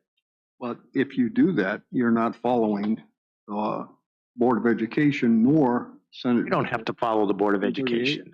You have to follow Virginia law, yes. Yeah, and that's one of the things that's there. It says not in their possession. The pocket is in their possession. What I was just saying. Circle at the bottom. Why don't we ask the principals? Did. You already did? All right. And they were okay with that? No? You're not okay with it? Okay. I'm sorry, it's not appropriate. Madam Chair? Not appropriate necessarily unless you give permission for us to speak. Oh, I sent everybody the feedback that Mr. Watson sent me. Is that pretty much what I was saying? That's what I thought. I guess what I'm saying is the administration, I don't remember that, but that's what I assumed. Is they're agreeing with me. Okay, so I'm going to add that to the expectation for students. If it is clearly visible cell phones must not be visible, but instead placed out of sight in a backpack. Right? Yeah, I think, yeah. Not going to address on the person. I can't get my head wrapped around that, so I don't think that we're going to be able to agree on this, because I just can't get my head wrapped around that. I do not think it should be, I do not think that we should set the expectation that it should be carried on their body. I don't necessarily think that we are, but I hear what you're saying, Ms. Well, Cleveland. it looks like we're not going to come to an agreement because it is now 9:30. And it's possible we could figure out a way to word it differently, I think, I do, to appease everyone and make it so that it's not an issue, which I know why it would be an issue, because we don't want to pat down the kids. We don't want to have teachers being engaged in that kind of behavior with. Why don't we sit down? Why don't we, just what you said, why don't we think about this and contemplate it? Maybe even have some discussion with the administration, you know, how they might suggest that it would be worded that Yeah. they feel comfortable with administering. I believe you have most of that already. I just think that we as a board need to look at that and come to an agreement on how to write it. But perhaps we can talk about that in our work session. I know Mr. Frank was hoping to get this, It's fine with me, whatever everybody agrees on. but Work session is fine. okay. So include that on the work session. Yes, please. When is the next work session? February 10th. Our next board meeting is. So, Madam Chair, That's our next, think that I'm sorry. Go ahead. I do think that, you know, the principals at the school and their input is very important. And I think that we could all probably work together to get what we want done Yes. in it. I agree. Yeah, I We agree. just need to word it That's why differently, probably. I Just- requested feedback from them and I provided it to you guys, and I think we just still had some disconnects. It's hard when we can't all talk except here. So, Maybe at the work session too, we can have, well, we will already have previous discussions maybe with the administration, but I would suggest we even have a work session with the administration. Why not? Just what you said, Ms. Hoover. I think it's a lot of good progress, guys. Yep. And I do appreciate everyone's feedback from the schools, and please feel free to reach out to us more. And since you've heard this conversation, let us know. See the value of you being here? We do want to make it work for all of us. So thank you. Okay. Does anybody have any committee reports? Yeah. Oh, who are you starting with? We're gonna adjourn. It's already 9:35. Oh, we're supposed to adjourn at 9:30. We don't have to finish our business. We could do And committee there's any reports. Committee reports that have to occur this They evening. don't have to occur. Okay. None of them do. Yeah. All right. We'll do the committee reports and just do it over a month period. That's fine. Yeah, it's fine. No law against. You can just. Okay. Can I have a motion to adjourn, please? I make a motion, we adjourn February 10th. until February 10 for the work session. Second. All in favor, say aye. Aye. Chair votes aye. Motion, we're adjourned. Motion carries, whatever.